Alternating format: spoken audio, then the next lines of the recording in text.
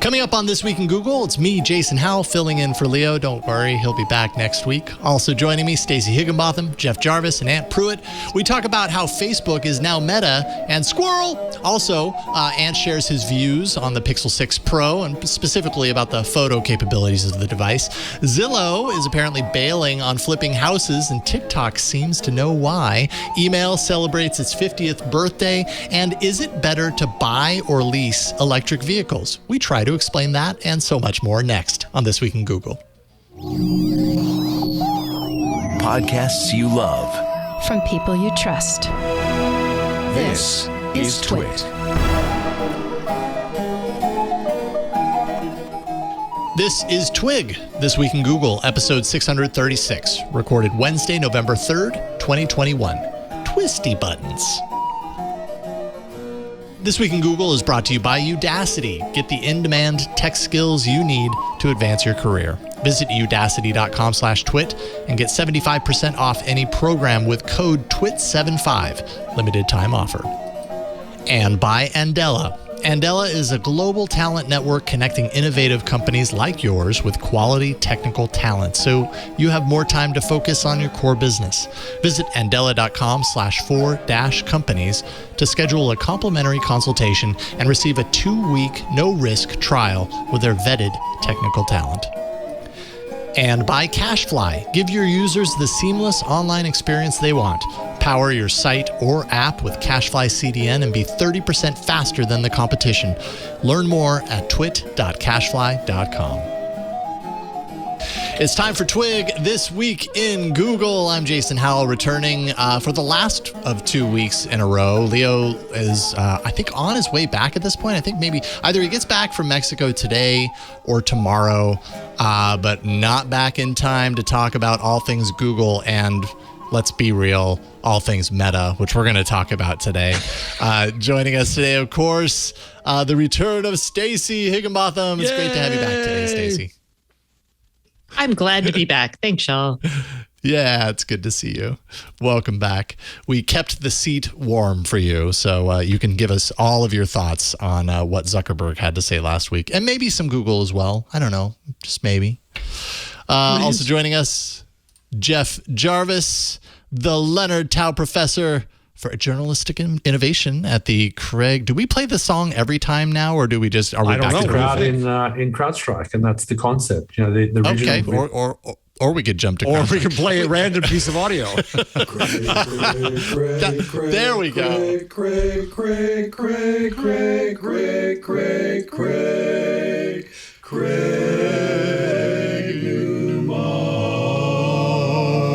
Graduate School of Journalism at the City University of New York. Oh, Stacey hasn't heard this. That's right. I know. I haven't heard it. That was so awesome. Okay, I'm so sorry. Finish your intro, but No, that was done. No, you need to soak it in, right? We were all here last week to kind of soak in the barbershop quartet. Glorious. It was Wasn't that great? Glorious. It was great. Okay. So Yeah, Jason, just a friendly note here. You got a little dirt on your chin. You might want to wash that off. Oh, yeah, I'll work on that the entire episode. I'll be reaching up there trying to dust that off and realize, no, it's stuck to my face forever. Not forever. I guess I can shave it off, and I probably will at the end of this month. Also joining us, I'm going to go ahead and deflect and move on from that comment. Yeah, I know you. That's okay, Shaggy. Zoinks! Also joining us, Ant Pruitt. How's it going, Ant? Unbelievable, sir. How are you? All I can say is bless your heart when I look at this beard on your face. Beard. Oh, please don't oversell it. You said it with air quotes. I heard the quotes. Okay. Yeah, the air quotes are there. As bearded people, we reject you, sir. I know, right? Look, a boy's got to become a man sometime, right? Oh, man. I can go grab Hardhead, the 10th grade Hardhead, and bring him in here, and he's got pretty much what I have on his face and compare him to you. I'm telling you, I knew it was going to be like this. My dad is the same way, and I do think that this, it's genetics. I would guess, anyways. I guess I don't know that for sure, but my dad, right. He never grew out the hair on his face because he always told me, "Oh yeah, it doesn't. Nothing grows." And then I think my grandpa as well. So this is just a Howell. Did you try before? Have you ever tried before? So No, this is my first time ever letting it grow out. I mean, outside of like, we go camping and like for 4 days, I'm not shaving because we're camping or something. That's it. Wow. So it's an experiment as well as a fundraiser, which I could talk about that later. I just apologize. I was like, do you want to explain to people why you're doing this? Yeah, you might as well put the plug in. I might as well go ahead and put it in. I'm doing it. If you've ever heard of Movember, it's a way to raise awareness for men's health and mental health. And through the month of November, you let your facial hair grow out, however much or however little you have. And it's a way to kind of get some attention around the cause, raising funds for these causes. So if you go to my Twitter profile at Jason Howell, my pinned tweet is a link to it. But you can also go to movember.com/m/Jason Howell twit.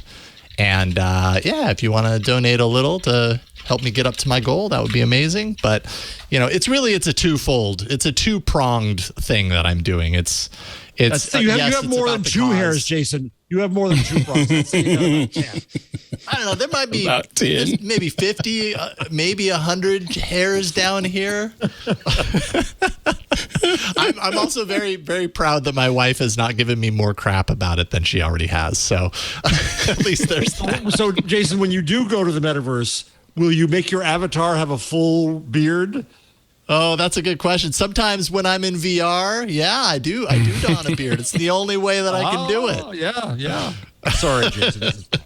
That's all right. I think that's a good segue for where we know we're heading at the very start of this show. Well, let's remind everybody, because last week you said, and we all resonated with you, you said it on Twitter again, how sick you were of talking about Facebook. And here, damn it, we've got to talk about Facebook again.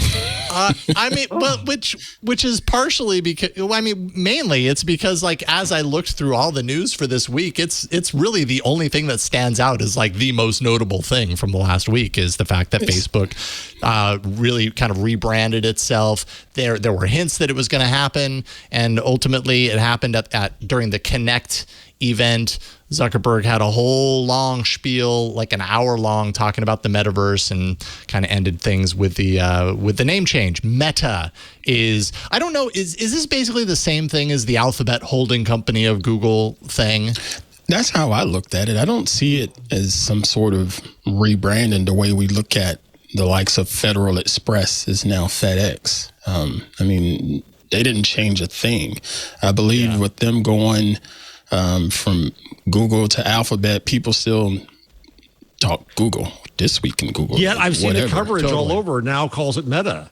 Yeah, I'm seeing a lot of Meta out there. Yeah. Yeah. Whereas you're right, Ant. Everybody said, no, it's Google. I've still seen journalists write Alphabet and things like that when it comes to official documentation or whatever. But when it comes to just general discussion, people say Google. And I don't think this is going to change in any way for Meta versus Facebook.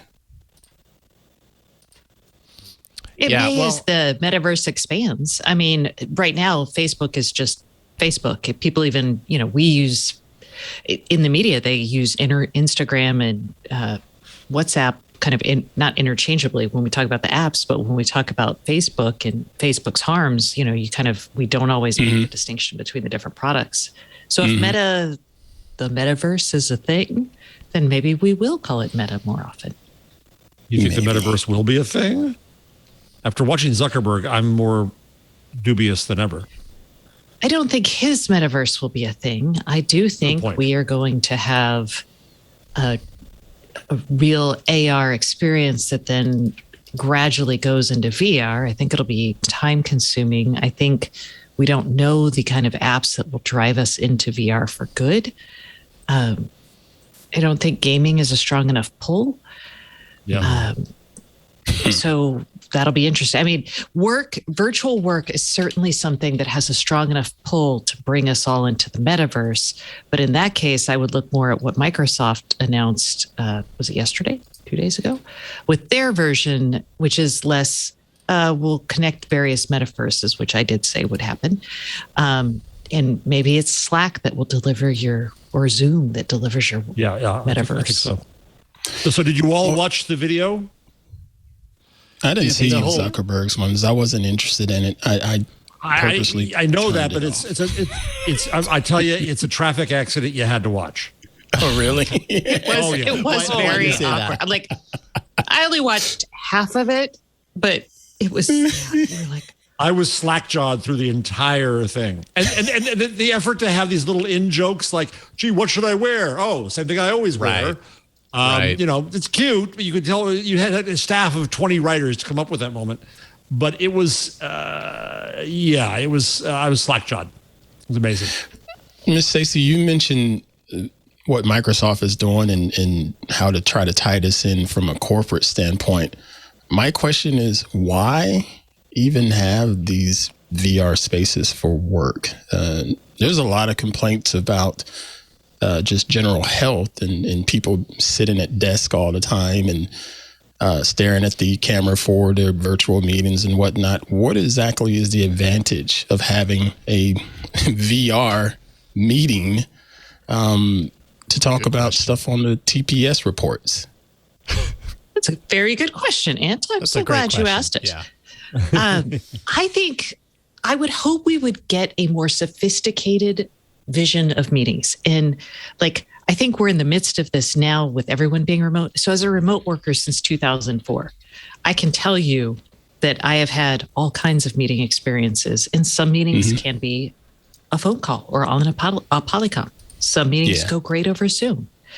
I think there are things like collaboration and like if you think about like designing hardware or even working with someone collaboratively on, I don't know, building a PowerPoint could be better done in VR. So I don't think every experience should be in VR, especially for work. I think conferences in VR become more interesting just because it allows you to communicate and kind of meander around in settings in a slightly less awkward way than some of the current options that are available to us. So I view VR as not an everyday work thing, especially in the near term, but as a set aside chunk of time that you would use for like a project, if that makes sense. But I could be really, really, really, really wrong. And we could just be in VR all day and that would be like a freaking nightmare. Oh God, that would be horrible. Like I thought about that. Like, don't get me wrong. Like I enjoy my experiences with VR. You know, they're very much confined to like an hour here and an hour there, and you know, like shared experiences with my kids. Spending all day working inside of a metaverse, which is kind of like one of the questions that I had out of this is, do we understand what a metaverse is any better now that Facebook has gone all in on this?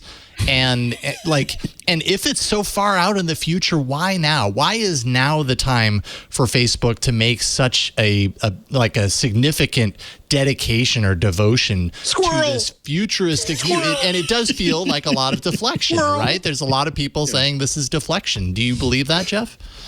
Oh, to an extent. I know. I think that, yes, I think the timing and the naming and all that seems convenient. But no, I do think there is a sincerity and has been for a long time. I mean, they bought Oculus. They care about this stuff. They want to try to prove it's there. They keep believing in there's some future. They've got it in their heads.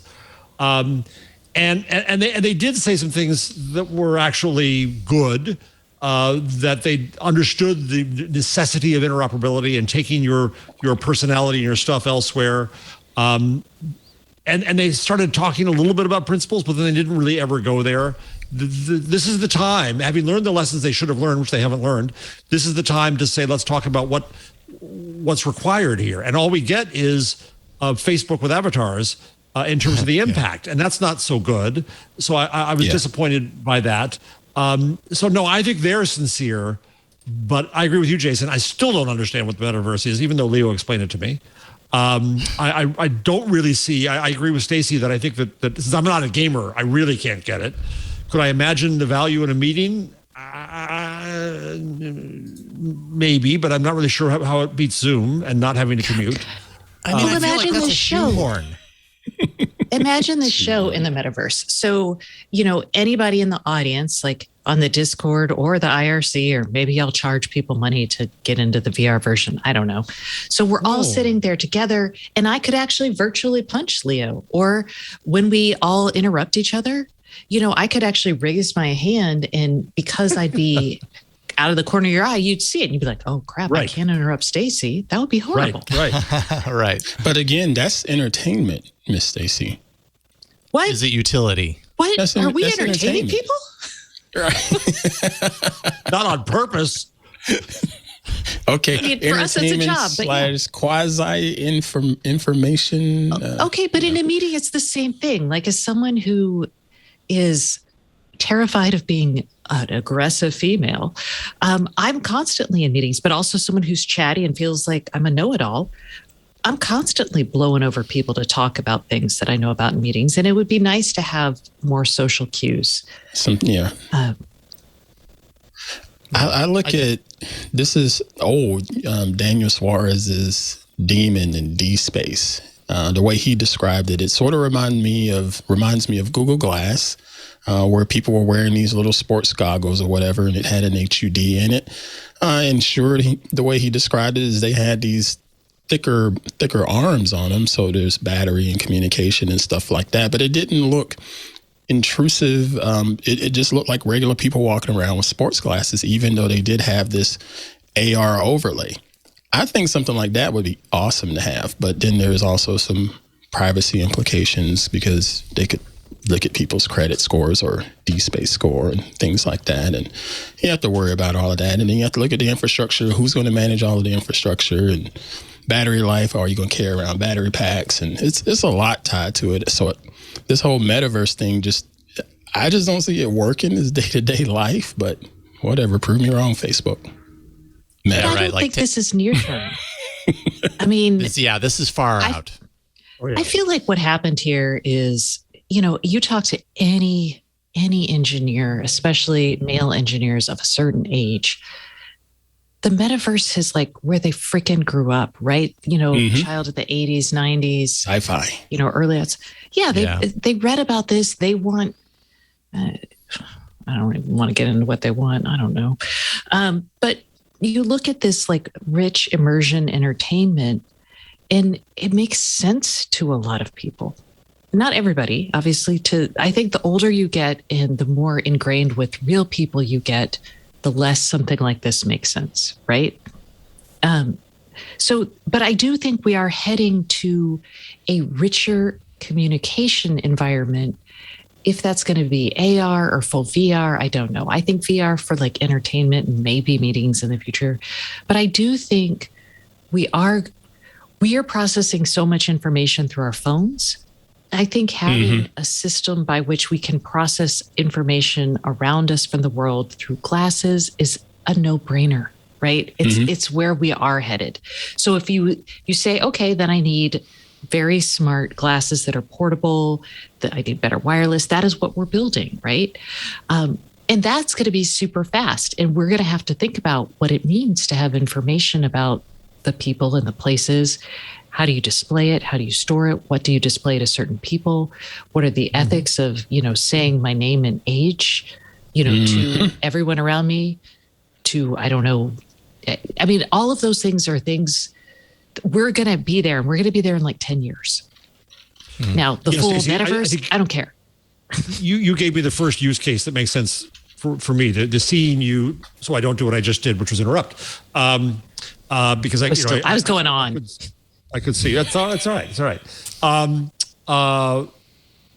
And so I need those kinds of things. But the other thing was, if you play that video starting at about 3 minutes 45, I'm curious for your reality check, because they never really present what it's really going to be. It's some kind of loose thing, and where there's a whole bunch of stuff going on that I don't think is. I think because of its lack of by realism, I mean lack of being doable. It doesn't really present what the vision could be, and it makes it harder, I think, to develop it. Is it more like a conceptual view, like what you would see at CES when they bring out all the products? Yeah, but I don't know if it's a concept product. I don't know if you played it or not, but I just went through the tape, and if you go to about 350, you'll see from the one I have in the rundown. He's probably pulling it up now.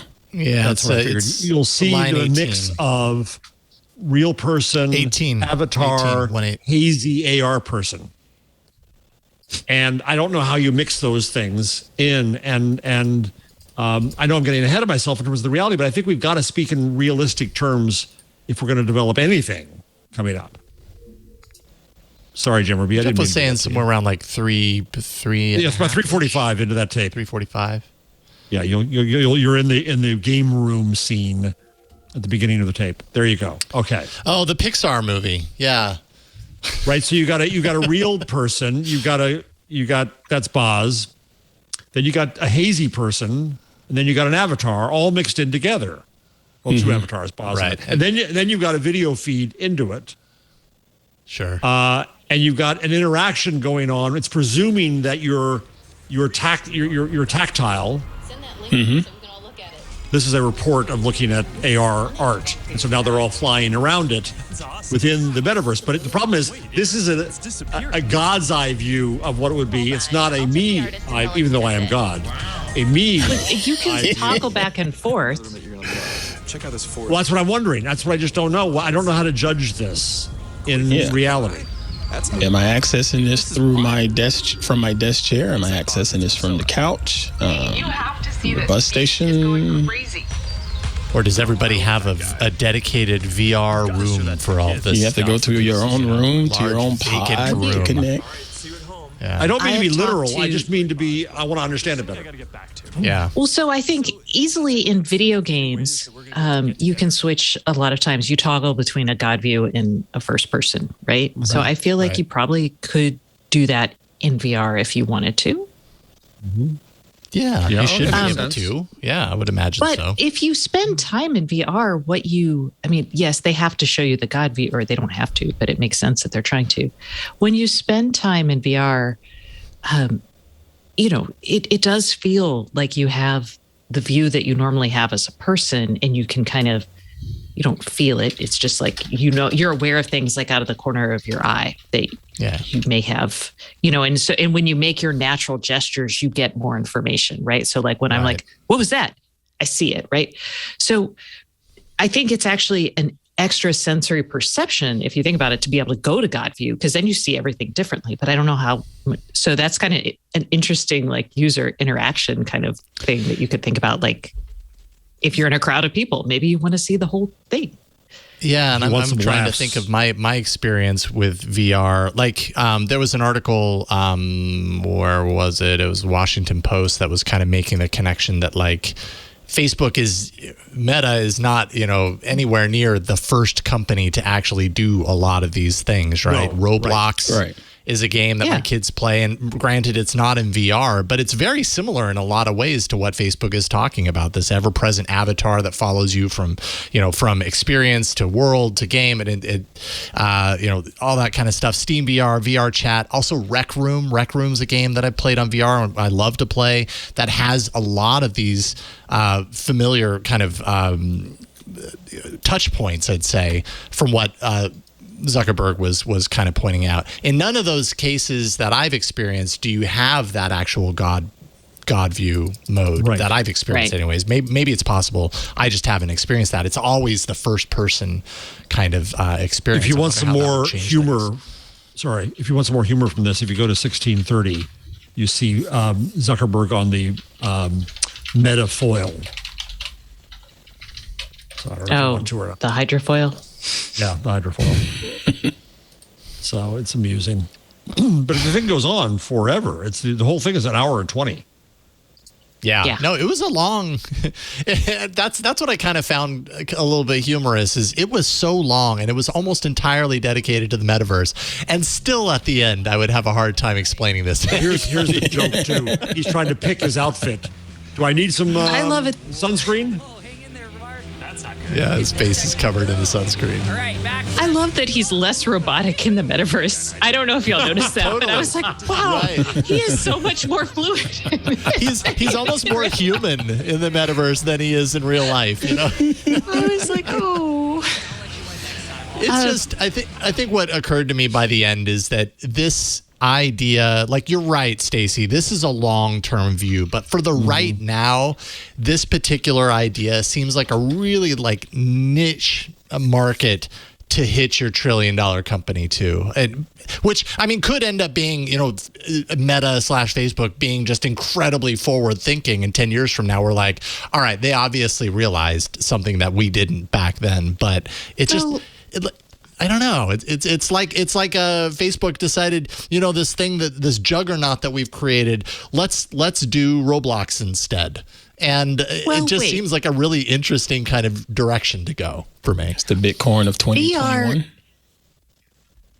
Oh, what was that, Ant? Is it the Bitcoin of 2021? They're getting in super early? I think this is a point of what's the word I'm looking for? Continuation for all of the internet. I put this in the chat, but I think it's fundamentally true. We do things on the internet initially. What drives most of the killer apps is sharing and connecting with people. Facebook, that is literally what they think they do, right? They want to connect the whole world and share. We can argue about how and what and blah, blah, blah. But we are going to have through VR, you do get a richer connection. You do get to communicate more with your body, with other, you know, more information comes through. So think about it as the fidelity of the information that's available to us online has gotten richer and richer, from, you know, email and static images to GIFs to, you know, FaceTime. Can you hear my dog yelping as she like snores? I'm sorry. to the video, to this type of video, you know, Zoom things that we're having. So it makes sense that we would do that for certain occasions. And maybe as it gets lighter weight, we'll do it more often. Like think how long video calling, AT&T showed the first video phone in like 1960 something. And we didn't start doing it until FaceTime. So I just like, this is a continuum. Yeah, that's a really good point. These things are not immediate. It does take a long time for them to make themselves obvious, right? And it has squirrel value. And I think that's right the other thing. Major squirrel value. Huge squirrel value. They're like, you know that thing Mark always goes on about in meetings? Let's do something around that. This is a good time. Right. Seems to work for us. Maybe it'll work for the world. Well, I still think he's going to promote himself to be meta god, and then somebody's going to be stuck with Facebook. But I think that could be a good thing. I think he'll do a Larry and Sergey. I still think that he'll still be. Yes, he still controls the stock. Yes, he's still in charge. No, it doesn't get rid of him for those of you who hate him. But does it change his role sufficiently that someone could take responsibility in a different way? We'll see. Yeah, if he still has veto power, I don't think it matters, right? Yeah, but if you look at how Google has advanced since Larry and Sergey went elsewhere, and you could argue, you know, Leo argues it's gotten duller, but you really don't sense that they had their thumb on it. That was them doing the right thing. And would he? Don't know. But I think it's possible. I think it's possible that only the hugest issues would then come to him, as opposed to part of the problem in the whole structure of the company right now is that so much comes to him.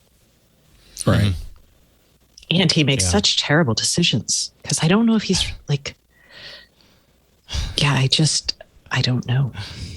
Yeah. Be pretty tone deaf at times, to say the least. All right. Well, that's our meta block. I mean, there were other things that happened at Connect, things that they showed off, you know, VR headsets, Project Cambria, and other things. But is there anything that we need to touch on there before we take a break and move on to other topics? Project Cambria was like a what do you call those cars that don't really exist? They show at Detroit that frustrate me because you can't buy them. The concept. It's like it's a concept car of headsets. Right. So it doesn't exist yet. Fine, this is what we're working on. I think the most interesting part to me was the guy at the end going through the technology of what they are working on and the discrete elements they have to build. That was geeky and interesting. Mm-hmm. But otherwise, no. Yeah. Agreed. And scene. All right, let's take a break. Then we can hopefully talk about some Google in here. I knew we had to start off with Facebook, but then we can go in whatever direction we want. And I never imagined that we'd possibly talk about Zillow on this show, but I think it would be interesting. I'm very interested in that amazing story. Yeah, so we got to talk about Zillow at some point. But let's take a break and thank the sponsor of this episode of This Week in Google, and that is Udacity. Udacity is all about educating yourself, giving yourself the education that you need to possibly pursue a career in technology that you've always wanted to do. Udacity is amazing for this. Udacity offers an online education program that's geared toward people looking to take their tech knowledge to the next level. And that could be you. You've been sitting on the sidelines going, you know what? I want to get into autonomous vehicle, creating autonomous vehicle systems. Well, Udacity has a program for that. So we'll talk about that. Udacity has specialized in exciting content that can help take you further in the career that you want. They also offer the latest cutting edge nanodegree programs. We've talked about on this show specifically about nanodegree programs in previous years that you can't find this anywhere else. Udacity is here to encourage your career growth, and they want to provide you with the information about the career that you want. And that's going to give you the skills for that career. And then hopefully that's going to help you get the job that you want. Here are just a few Udacity success stories before we move on. Jobin said, Udacity armed me with skills to develop models and gave me an innovative experience with quick, high-quality recurring feedback. And then Aaron's kind of like the true success story here, said Udacity's nanodegree programs and Career Resource Center played an integral part in helping me land a job offer from Google, none other than Google. You can check out one of Udacity's top 5 nanodegree programs. That's data engineering, product manager, data analyst, data scientist, lots of data in here, and programming for data science with Python. If you didn't know, data's hot right now. And if you're looking to get into the most cutting edge technology careers, you can get nanodegree programs in AI, flying car and autonomous flight engineer. There's intro to self-driving cars, machine learning engineer, robotics software engineer, that would be fascinating, and so much more. Udacity's courses are created with partners and industry leaders in Microsoft, Google, IBM, AWS, and more. And so you're learning from the team leads at these top companies. They are actually your instructors. So you're going to be getting the right knowledge from the right people, the experts who are literally working with this stuff in the field every day at the biggest companies around the world.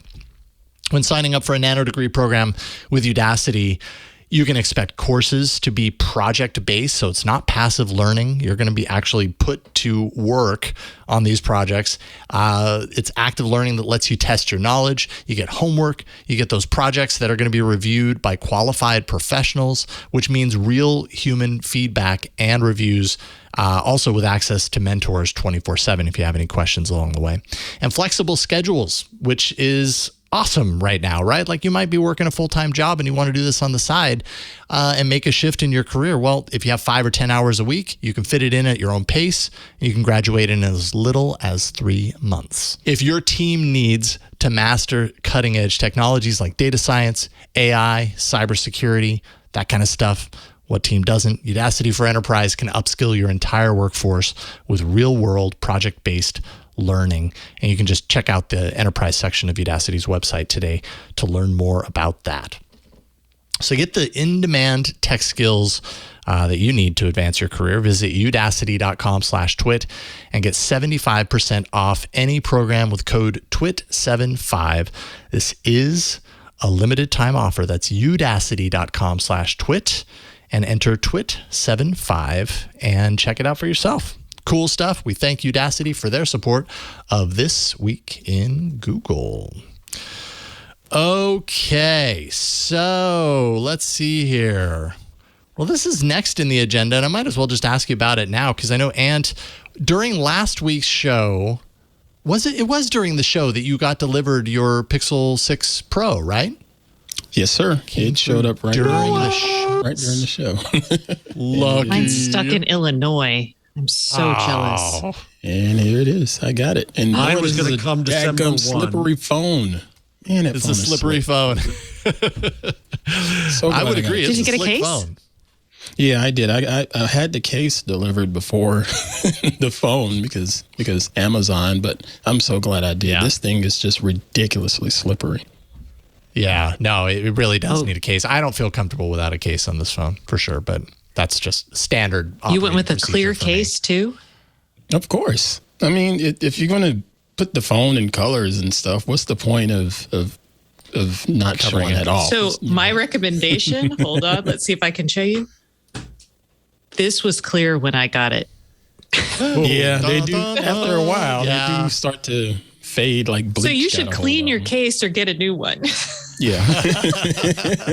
I wonder if putting it through the dishwasher would work. Don't take my. That's an idea. Don't take that blindly. I'll do it. I tell you what, I'll do it when I'm done with this one and see what happens. But so you've had it for a week now, Ant. What do you think? And I'm super interested in hearing kind of your thoughts on the camera system, obviously, because that's your bag. But what do you think about the phone? The phone in general, I think it's totally fine and adequate from a speed standpoint. That whole fingerprint reader that most people have been fussing about, yeah, it's slower compared to the other phones I've had and some of the other phones that are out there, but it still works. So I don't think it's that much of news or anything. It's just half a second slower. And does it really make that much of a difference in your day-to-day life that fingerprint reader's half a second slower? So, but overall, I think this is a really, really slick piece of hardware.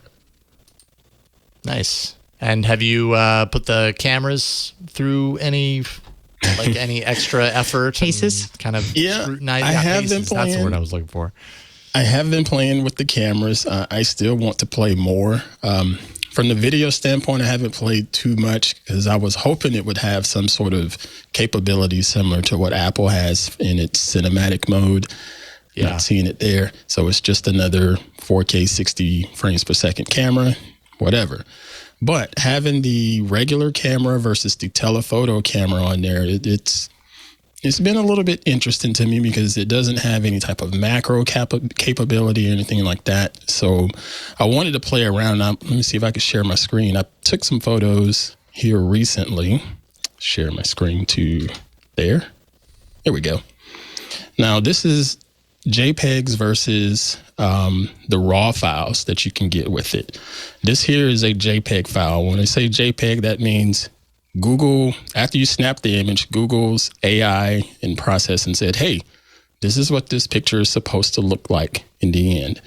And I took it in this is in the middle of the day. This was like at 1 o'clock, I believe. Yeah, 1:12 p.m. So there's plenty of light outside.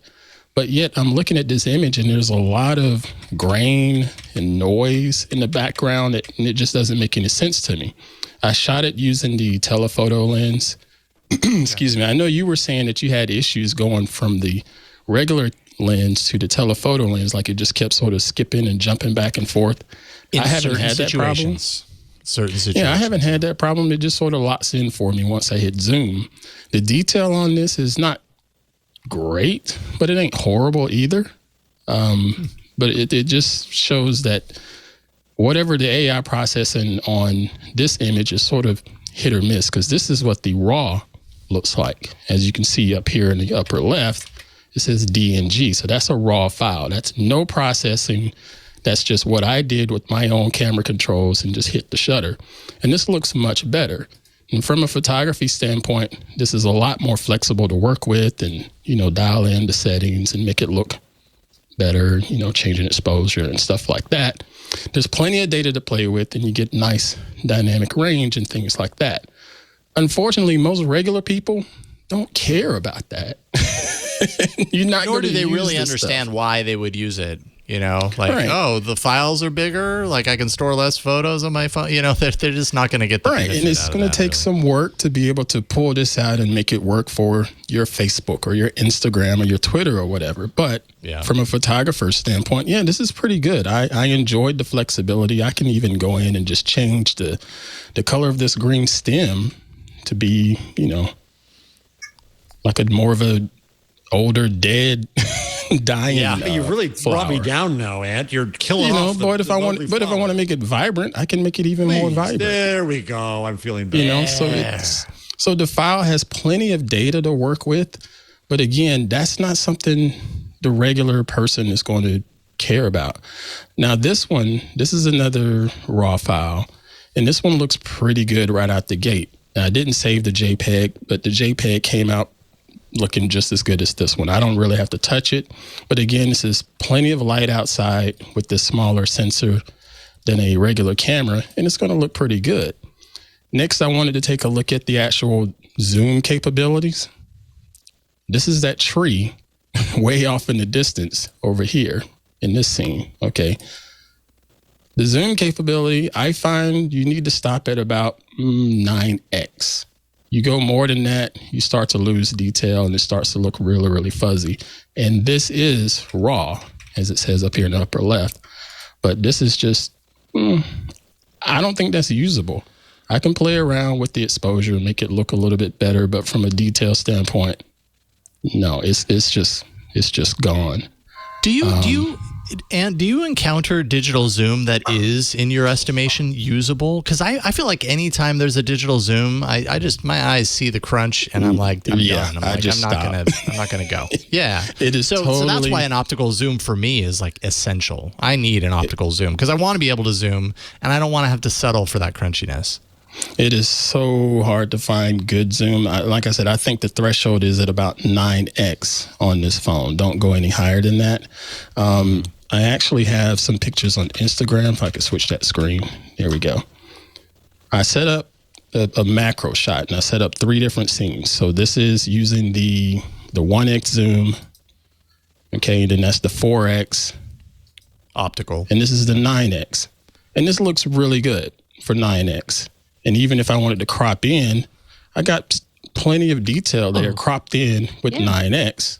And then if I wanted to do some post-processing, I could bring it out even more. So again, I think the sweet spot for this phone is to stop at about 9x or so. Yeah. And that 9x is probably going to work better on an object like that that's relatively close to you to begin with versus a 9x on a tree that's off in the distance outside, right? Right, because that was so much closer, so you could get much better focus on it. Yeah, now this is Kylo. And again, this is a JPEG that we're showing on the screen. Shot this in a less ideal situation here in the studio where it's a little dark because I want to control lighting. Shot it where he was backlit. So that's a challenge for the camera. And this one, it came out okay. It was able to give us some details in his face versus the raw file. Whew, catch my breath. Versus the raw file, this is what it normally would look like. His face is really, really dark because it was backlit and the camera didn't really know what to do. And if I wanted to play with it more, I can, because it's got all of the data here to play with and make it look good. Sorry, I hate stairs in my house. Right. Like, hey, Aunt, you should add some cardio. I hate cardio. But Me too. Getting back to that, the setup to get that macro shot, something that's critical is being able to have a tripod or something like this here. This is a little glyph. Yeah. It's called a Studio Neat glyph. I definitely need to have that locked down because when you zoom in, you get a lot of micro shakes in your camera. Yep. And it's just going to make it blurry. So I was able to lock it down on the tripod and take those shots. Let me see. There we go. This is what the setup looked like. And I just stood up there and just tapped the screen to set the zoom to be able to get whatever zoom I wanted to use. And of course, I'm using light that I can control. But again, these are scenarios that regular people aren't really going to worry about. No, most people are not going through this trouble to snap a shot. They're just carrying that phone. No, absolutely not. But nice to know that the camera hardware is capable of creating good shots. It's still dadgum capable, if you have all of the tools around it. And then lastly, I wanted to show more of a somewhat real world experience with it. Granted, I did have one of my lights there in the garage to shoot this, but this is a JPEG. This is what Google says, hey, this is what our picture is supposed to look like, not raw. Notice the skin tone. We talked about they were doing a big push for real tone. for real tone for people of color. This one looks, it's still a little bit green, because if you look over here in this histogram in the upper right corner, you can see there's a little bit of green pushing through there. Even if I go to select my white balance, the white balance is going to say the same thing, and it gets rid of that green. And this is more so. This is more so what the skin is supposed to look like. But now, yes, as you said, it's blown out. Just need to dial back that exposure just a little bit. But detail-wise, this is great. Oh, your wife is going to hate you? My God. This is great. This is great. She's seen this picture, but this is coming from a phone, and I could shoot this for anybody to, present to their family as a portrait or what have you, because it's really, really good quality. And if I wanted to do some retouching on it or whatever, I can do that. Let's see, I can get rid of that little mark right here on her skin. That's gone. It's a little blemish there. That's gone. And boom, we're good to go. But this is all straight out of a daggum smartphone. And yeah, pretty awesome. Google knocked it out the park. Nice. Oh, okay, there's the verdict.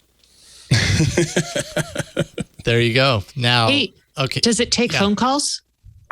It takes spam phone calls. Who wants to do that, Stacey? It takes spam phone calls. That's all I ever see. It takes them, and you don't answer them.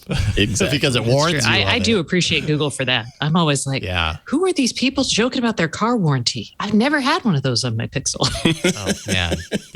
Yeah. I shouldn't have said that. Uh-oh. So then, Stacey and Jeff, you both have them en route at this point, right? When's yours arriving, Stacey? Any moment? It's pending because it's stuck in freaking someplace, Iowa, St. Corso, Illinois. Wow. Illinois. Oh. So as of October 27th, it stopped moving. And it's just sitting there. Interesting. I'm real sad. So mine, I was going to get it, I think late October. There's a 128. I didn't want that. I wanted the 56, so I reordered. So then it was December 1. Then 4 days ago, it was suddenly December 23, 24. Now it's November 17, 18. Oh, okay. It's track my mood as a result. Yes, right. Today's a good day. Today's a bad day. This is all very much fluctuating. Google actually has warned about this, the fact that there's going to be, it's high demand. There's all sorts of issues happening with shipping and keeping it in stock, and long delivery times and everything. So if you bought the 6 Pro, and I think the warning was specifically about the 6 Pro and not the regular 6. I didn't get the Pro. So you're on the regular 6. I'm on the regular 6, and mine's stuck. Mine has it shipped on the 27th from Carroll Stream, Illinois, and that is where it is. From. Right. Oh, yeah. Well, so it's like Ingram Micro. Is it an Ingram Micro plant that's there?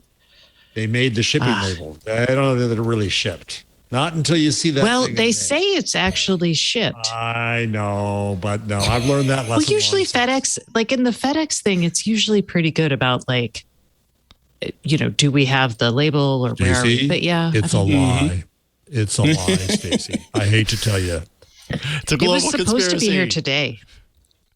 Oh, that's a bummer. That's disappointing. Hopefully you get surprised. I was like, I can't wait to, We'll put it on the show. Yeah. Oh, yeah. I have a question for y'all. Mm-hmm. So as part, and anyone, this is things you can, instead of convincing Leo to buy something, you can convince me to take something free. So, the Pixel Buds A series. Yeah. They're like, hey, you get them for free. Do you want to redeem it? I got them. Just get them. I like it. It's just an extra set of earbuds. I know, but I'm very much against buying things I don't need or want. I know like I'm not buying it better than your Jabras. I think it's more elegant design. It's more comfortable. I prefer them. Yes. Yeah, they're quite serviceable. Right. Yeah, and I know that, Jeff, a while back, I think it was on Twitter where you and I had the back and forth that I may have convinced you to buy the A series. And then afterwards I was like, okay, well, I hope his experience is as good as mine has been. No, I'm still mad at you I'm mad at you for two reasons now. One is it does have the occasional dropout, which when it happens, I say, Jason! Oh, but not as many, not as often. Very rare. It's very rare. I will say that. Good. But number two, now I have two sets of them because the other one just comes with the phone. Yeah. Now, there's nothing I could have done about that, Jeff, so you can't blame me for that one. I'm still blaming you, Jason. All right. I've not experienced the dropouts with these that I have experienced with some other ones. But what I am experiencing, I believe, is more of an Android 12 problem where Bluetooth just toggles off randomly. Just, it's off. And I'm listening to an audio. Well, I'm having all kinds of Android 12 issues. Well, that's not true. I just had... My biggest one was it took me forever and I had to finally Google it to figure out how to find my pulling up to all of my apps because I don't have them all on my various screens. So the full app view, they changed it. So instead, if you're on Android 12 and you're pulling up from the bottom like you normally do, that just gives you like the windows that you have open to mess with. But so you have to pull up kind of from the middle as opposed to from the bottom to get your all from the very, very bottom. You're right. If your thumb starts on that gesture pill or whatever you want to call it at the bottom, that's going to do a different action than. Yeah, I still use the I do it all the time, and I was like, I'm flipping it, and I'm like, flip it again. I'm like, they must have changed something, and then I'm like, you should have seen me. I was like a frustrated monkey just jabbing at my phone trying to figure out which other. I was like, this way. Gestures? Yeah. Oh boy, I thought I had. It was less helpful until I just was like, okay, I'm just gonna have to look this up. Yeah, well, it's interesting that you mentioned that because last night on All About Android, Ron told the story. His sister had the same experience. I can actually show it off if anybody's interested in seeing it. So you've got the little gesture pill down at the bottom. If you swipe up from there. It's meant to do is if you swipe up and hold, that gives you access to your recent apps, right? But and if you're kind of in this middle area, you do it, it gives you access to your apps. But one thing that it will do is if you do it a couple of times trying to get it from there, then it'll give you that little hint. It'll be like, oh no, do it up here. And so, hey, this is how you use this. And you don't have to use the little pill. And I mean, like anywhere along the bottom, it works. Sorry, let me rephrase that. Anywhere along the bottom, it pulls up all of your open windows. It's like, what is that on hot corners on your Mac? Anyway. Oh, right. Right. I don't know. Anyway, the point is. For you, do you all use tempered glass on your phones? Or do you just use a regular screen protector, one of the flimsy, scratch-resistant screen protectors? I don't use a screen protector at all. Yeah, I don't have a screen protector on this. In general, if it ships with one, I keep it on. If it ships with one, I keep it on, but I never think to buy one and put it on. Interesting. So you've never shattered a screen? I've shattered I've dropped phones. I drop phones, but mostly the case. Oh. I always have to have a case on my phone, so it doesn't work. Well, I have a case on mine, and that protects the edges and things like that. I just don't want to chip the screen. I've seen too many people walking around here in public with these charred screen. Yeah, they're just chipped and their thumbs are bleeding, and I'm like, that could have been prevented if you had put a screen protector on there. The problem though is when I got the phone, the tempered glass wasn't quite available on Amazon for this particular model, so I temporarily had a 6 tempered glass on here, and I finally got the 6 Pro version to put on here, but it isn't quite ready for the fingerprint reader on there. And a lot of them, if you look on Amazon for it, it'll say, hey, this is not going to work with your fingerprint reader just yet. But some are starting to pop up in there now. And I just ordered one last night that said it's supposed to work with the fingerprint reader. I won't know until next week when it gets here, but that's something for people to consider. Even though it says it's not going to work, I can still set up the fingerprint profile in here, but when I lock the phone and try to unlock it with the fingerprint, it won't do it, which makes no sense to me. How could I even set up the fingerprint profile but not be able to unlock the phone with it? You can make the key, but you can't fit it in the door. Right, so weird. That's so weird. And then I also thought, well, maybe I should try the little pattern thing on there just to see what that's like. So I haven't done a pattern in forever. Yeah, I mean, and that didn't work either. I could create it, but I couldn't get back into the phone, which meant I'm stuck. So I had to do a factory reset from the bootloader to get back into my phone. Ugh. Yeah, and see, these are all great reasons why I don't have one on my screen. It has nothing to do with any of that. But it sounds like I should maybe take that warning and not put one on for now. Yeah, I never. Scooter X just says in the chat that there's a setting in the touch preferences for screen protector. I'll look for that.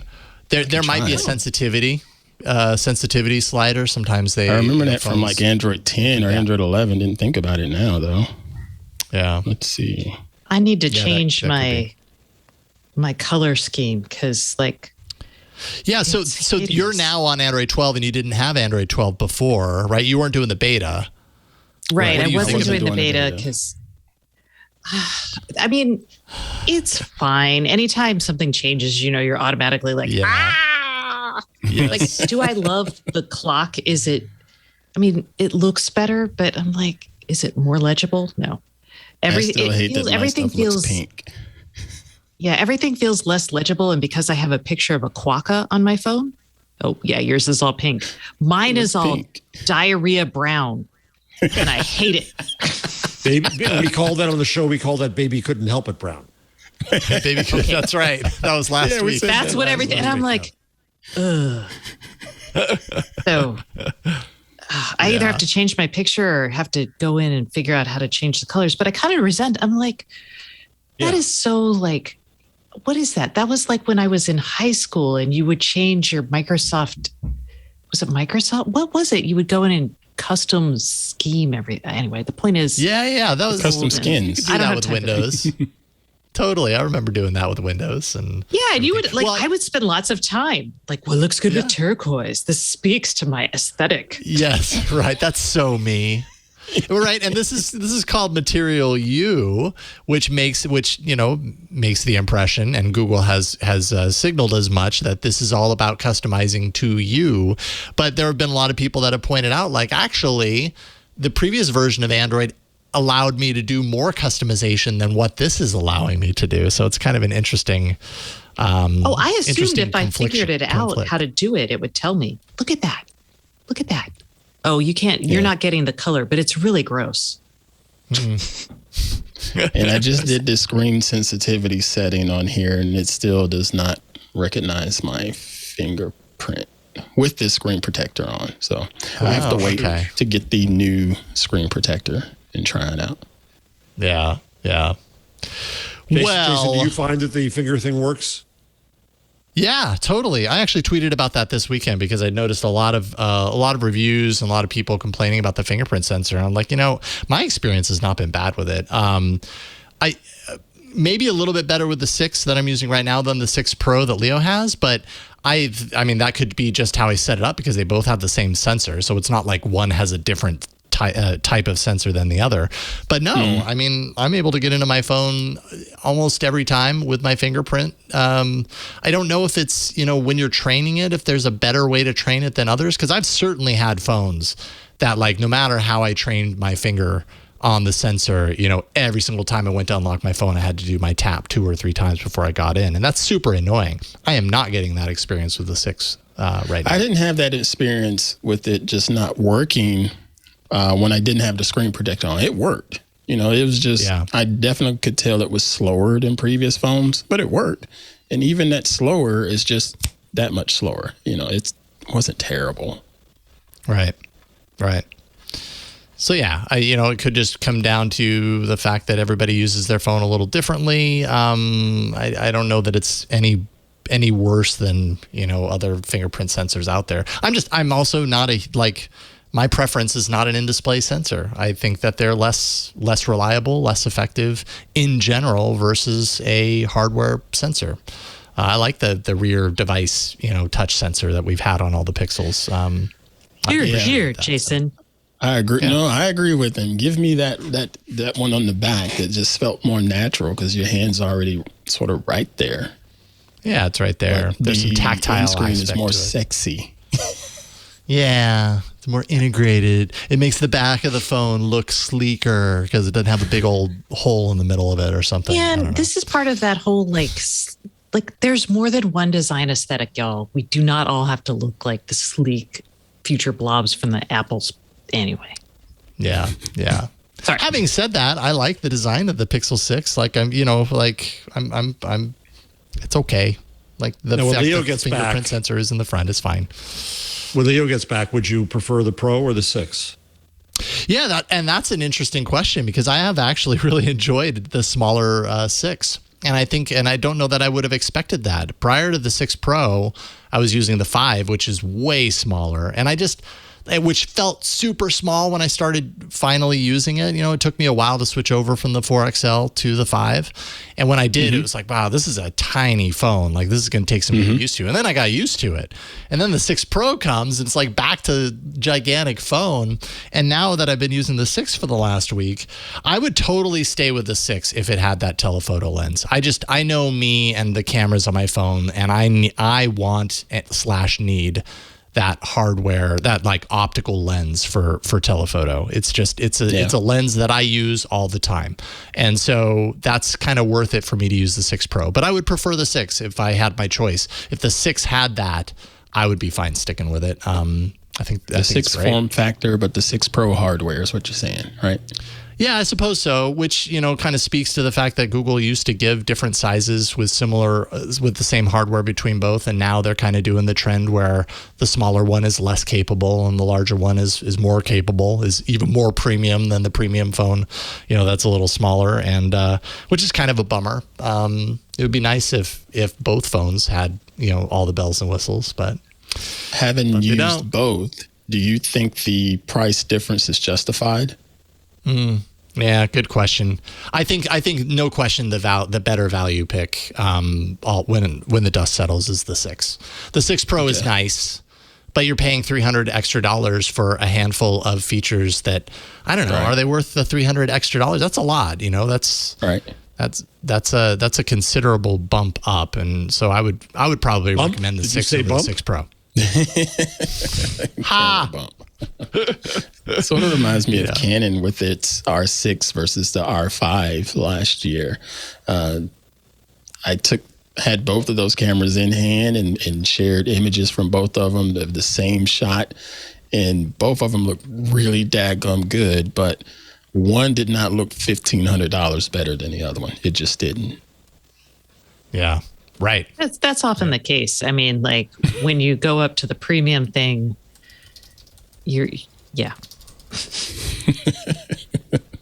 But as someone who buys a lot of premium stuff, it's kind of like, like whiskey.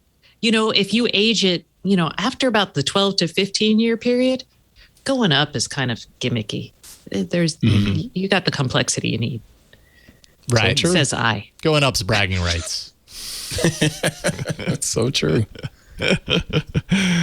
All right, thanks cool. for letting me show those pictures off. Yeah, that was awesome, man. Informative and fun. Totally great. Love it. I still want to shoot some more, and I've been playing with some stuff out in landscape scenarios and stuff like that. I want to shoot some street photography with it. Head over to Santa Rosa and just walk around town and do a little street photography with it and see how it performs out there, and just regular day-to-day life, because that's what most people are going to use these camera phones for.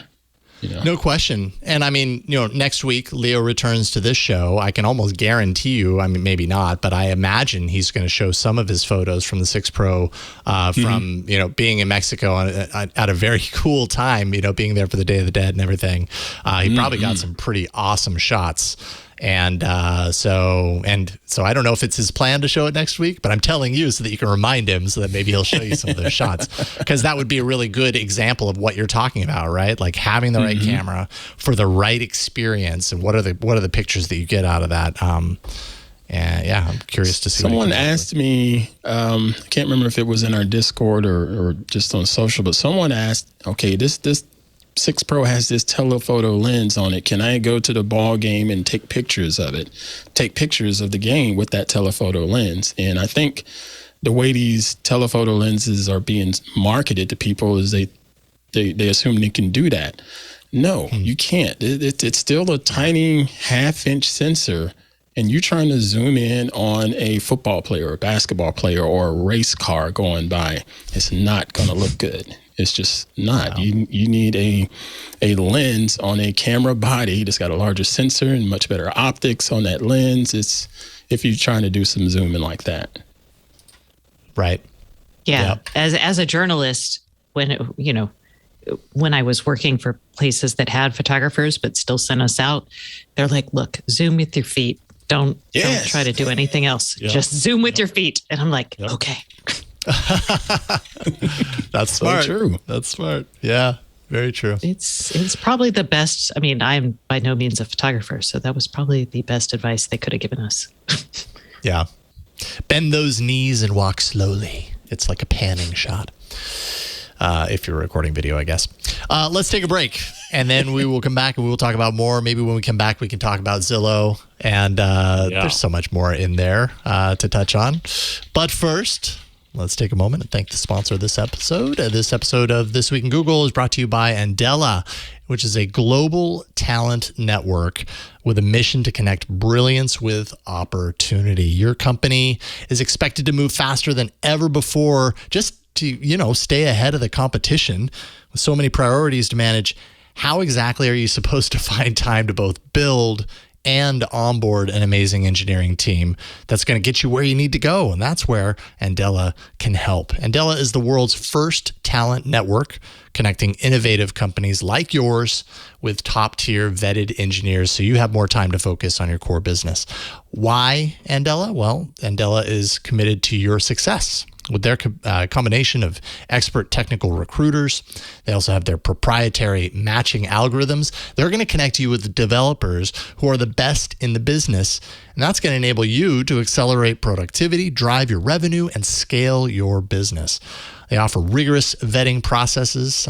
Their hiring process is quick. It's also very efficient, and it maintains the highest quality admission standards to ensure that they can place you with top quality engineers at scale. You also get global talent right there at your fingertips. Today's hyper-competitive hiring environment makes it such that companies that limit themselves to local hires are actually at a very severe disadvantage. Well, with Andela, you can tap into their pool of highly qualified talent from all over the world, truly universal at this point, and cut your hiring timelines down from months to days.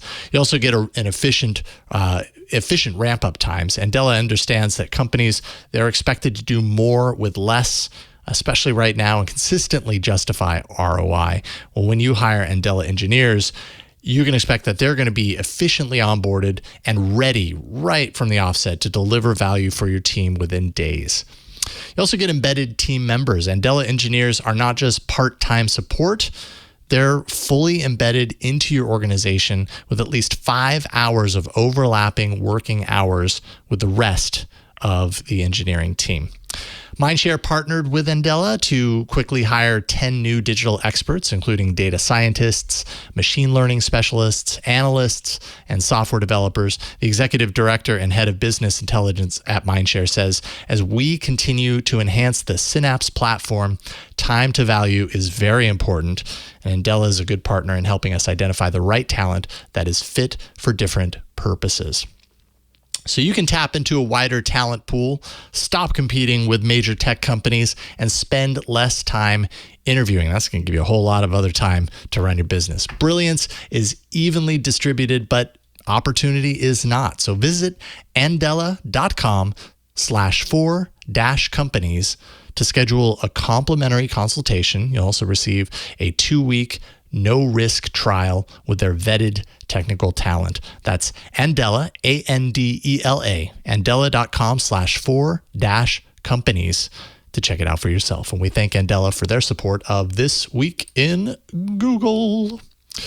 All right. So, let's talk a little bit about Zillow, which is not a topic I thought would come up on this show, but hey, here we are. Zillow is apparently ending its home buying business, which is a business that from my understanding, and I hadn't been following this until this news broke, but it's kind of interesting. They were buying up properties all over the country or the world. I'm not really quite sure, but they were using their AI system to help them to identify properties that they could buy, to basically fix and flip, right? Buy up the properties, flip it.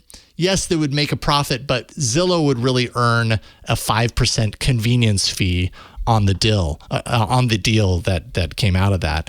And they're now saying that they're getting out of that. They're going to end up losing somewhere in the realm of, $500 million in the process.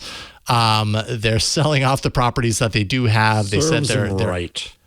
Their AI miscalculated on both sides of the equation, both on what is a good price to buy and then what is the potential of the future sale. It's just so volatile and so unpredictable that apparently their systems, did not work in this case. They pitched 7,000 of their homes to institutional investors, and I thought this was interesting. I think maybe you placed this in here, Jeff, but I had read a little bit about this too. That there were some TikTok videos that were kind of on the trying to understand exactly what this whole Zillow thing was, and you posted this in here, so maybe you can give it an explanation. But it's so I didn't realize theory. TikTok was doing this, and what shocks me about it is that it's a tremendous conflict of interest because TikTok Zillow right. is the service that people use now as much as anything to find out the value of homes. So they can, and that's something that they make up out of the air based on comps, but they can adjust that one way or the other, and then they can have an impact on the market in which they're buying, and they're a participant. So that's pretty yucky. So there's a guy who's been a real estate agent for 11 years who put up a video saying, here's what could go wrong with this for the market. So I don't know if you want to play a little bit of it. Yeah, it's pretty interesting. And if we can't play it, it's just that Twitter link that's below the story, line 42, John. But if we can't play it, it's essentially he's talking about Zillow, finding a whole group of properties in a particular region, in a particular area, buying them all up, selling. Let's say they buy them for $300,000. Oh, right. Here it is. This guy does a good job. Yeah, he does a really good job. Everybody knew of to look for houses. And everybody goes on there and searches for houses when they're bored and stuff. And so that company, they just sit back and they just collect all the data. They just know what zip code is looking at what zip code and how much those people can afford. Everyone's looking at this one zip code and everybody seems to be able to afford this certain amount. And let's say that $1 billion company uses that information to go into that zip code and start purchasing houses. Because the people that are selling their houses, even though they sell it for a little bit less sometimes than what the home could actually be worth, and they pay these high fees to this $1 billion company, it's a convenience factor. So this company is scooping up houses less than what they actually could cost. And let's say that company, excuse me, Canute, that company buys 30 homes within a 2-mile radius. And let's say the price is $300,000. So they buy all of these homes for $300,000. And then on the 31st home, they buy it for $340,000, even though they know all of the comps, because most people have to get a loan. And if you get a loan, you have to get an appraisal, which means the appraiser is going to look at what homes have sold in the area for that size and that price per square foot. So they're paying cash. They don't need an appraisal. Why would they pay $340,000 for this 31st home whenever they've only paid $300,000 for these others? Well, what that just did is create a new comp. So when they go to sell these other 30 homes, that extra $40,000 that you could say this one sold for $340,000 just made them $1.2 million off that one neighborhood, because they know from their research how much people can afford in that power zip of the comp. Weird. And let's say that then they're going to come in. They bought that home at $340,000 that still needs work. So they're going to come in and do their good old paint, spackle, and change the carpet and call it a remodel. So now we can sell them for $360,000, because we know off of our data that's how much people can't afford. Wouldn't that be weird if a company did that? And then say that this company also starts letting you use their own lenders and their own title and escrow company, and makes you write your contract on their. Yeah. Oh, that's awesome. Goes on. It's really well explained, I thought. Yeah, and, super well explained. It's exactly what happened with the LIBOR scandal back in 2012 or so. I mean, which is, hey, we have insider knowledge. We're going to use that to set up a basic comp price, and then we're going to benefit off of that. Repeat. Oh, so such a scheme.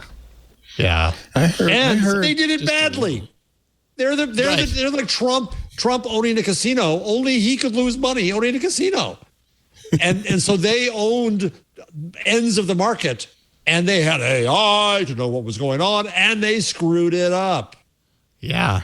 I mean, it's obviously not working for them. They're getting out. But I mean, this TikTok video. I mean, okay, it's brilliant, brilliantly laid out. Is that exactly what's happening here, though, or is that just his theory? Well, there's two things happening. They're in trouble from the TikTok video did influence people to look at what they're doing, but their AI also, because of the current craziness in the housing market, suddenly they're like, oh, we did not account for this in the algorithm. Right. Open Door, is it Open Door? Is that there's another real estate company that just did the same thing because they were like, oh, crikey. Yes. They just had to lay off people and And it affects people's lives in their houses. Their stock fell from 105 last Friday to 65 today. Yeah. Couldn't happen to a nicer scam. I heard a little bit about this, a handful of months ago from some people back east, especially in the Atlanta area, in those suburbs there. People were that is a popular place offers. for institutions. Mm-hmm. People were getting offers on their home, and everybody was basically trying to encourage each other to push back, say, don't take the offer. This is how people of color are losing the ability of owning homes, because it's not like a lot of us own homes anyway. You own a home, stop just giving it away and just sort of selling out. And that was the big push that I heard about it. It was all from Zillow coming in, writing big checks, and everybody saying, no, don't take the check. That's all I heard about it back then. It's not just Zillow. There's actually a lot of private equity firms there's a company called Homes of America Homes, and then Invitation Homes. And those are Invitation Homes. That was the other one. Yeah. They come in and buy single family starter homes as an investment. What they're trying to do is basically generate a portfolio of consistent revenue generation, like monthly revenue generation from the rent payments, plus they own the underlying asset. Yep. And from there they can, securitize it or do whatever they want. So that's what's happening. Zillow, that's a slightly different thing, but a lot of people, it correlated as the same, but those people will continue to own the homes as an asset, whereas the Zillow people are trying to make money on the commissions and kind of flip the homes for the most part. I don't think they're seeking to own the homes over the long term. Just flip. But either way, both are a tool for gentrification, and both are right. Oh yeah, helping push the cost of single family affordable, like starter style homes up in markets. And the Atlantic did a good look at it where they were like, this isn't so bad, because they looked at like the absolute number of homes that were being purchased, but they didn't look at the type of homes. And so it's a very controversial thing, I would say, especially as we're seeing kind of a home shortage. And as Ant mentioned, it is a tool for gentrification. Yeah, in Charlotte, there was, within the last 10 years, there was a couple different neighborhoods that I can remember looking at that was considered the hood, in air quotes. But now you go there, you better have a couple million in the bank if you want to live there. Because people went in and bought up those hood-tastic homes or single-family homes and destroyed them and pushed everybody out of that area, and it doesn't look the same as it did 10 years ago. Built their McMansions. Yep. Yeah. Yeah, indeed.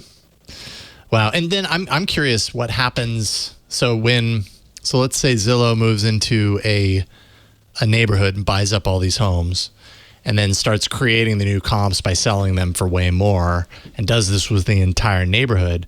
I mean, that was a manufactured inflation of the price at a wide scale that covers a large geographic area. Once Zillow's done does that ever come back down to earth, or does it stay up there? Has Zillow driven it up? That's the 2008 financial crisis in like Las Vegas, precisely, or Phoenix. Eventually, right now, that I would be interested to see if anyone in Vegas or Phoenix, is your home back above water? Right. That was caused by cheap financing, but this is basically caused by overinflated valuations.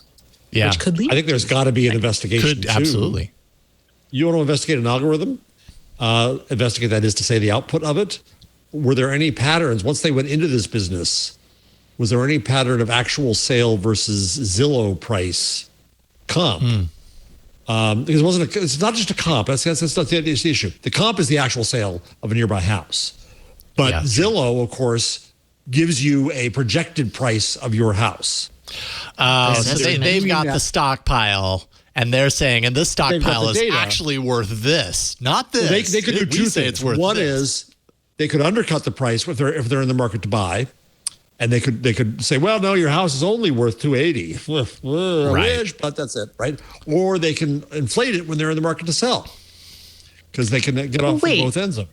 Hold on, though. Because what happens is when you do, unless this is all cash. So if this is all cash and you're buying a house with cash, go you. But if you're going to seek a loan, what will happen is, this actually happened to us here.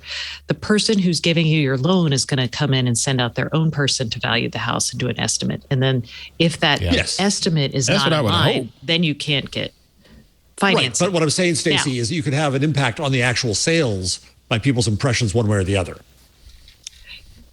Yeah, most people know that those estimates or whatever pretty inflated. Yeah. I mean, you talk to anybody about their value of the, Zillow doesn't have it.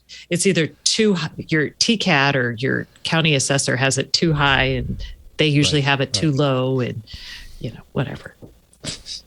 Yeah. Anyway, fascinating story. That who would have thought that we'd have an AI ethical tech regulation story out of Zillow?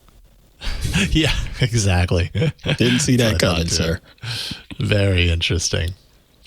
Did you know that Google's forced two-factor authentication switchover is starting to happen? They had mentioned that it was going to happen by the end of 2021. They had estimated around 150 million accounts were going to be auto-enrolled in two-factor authentication.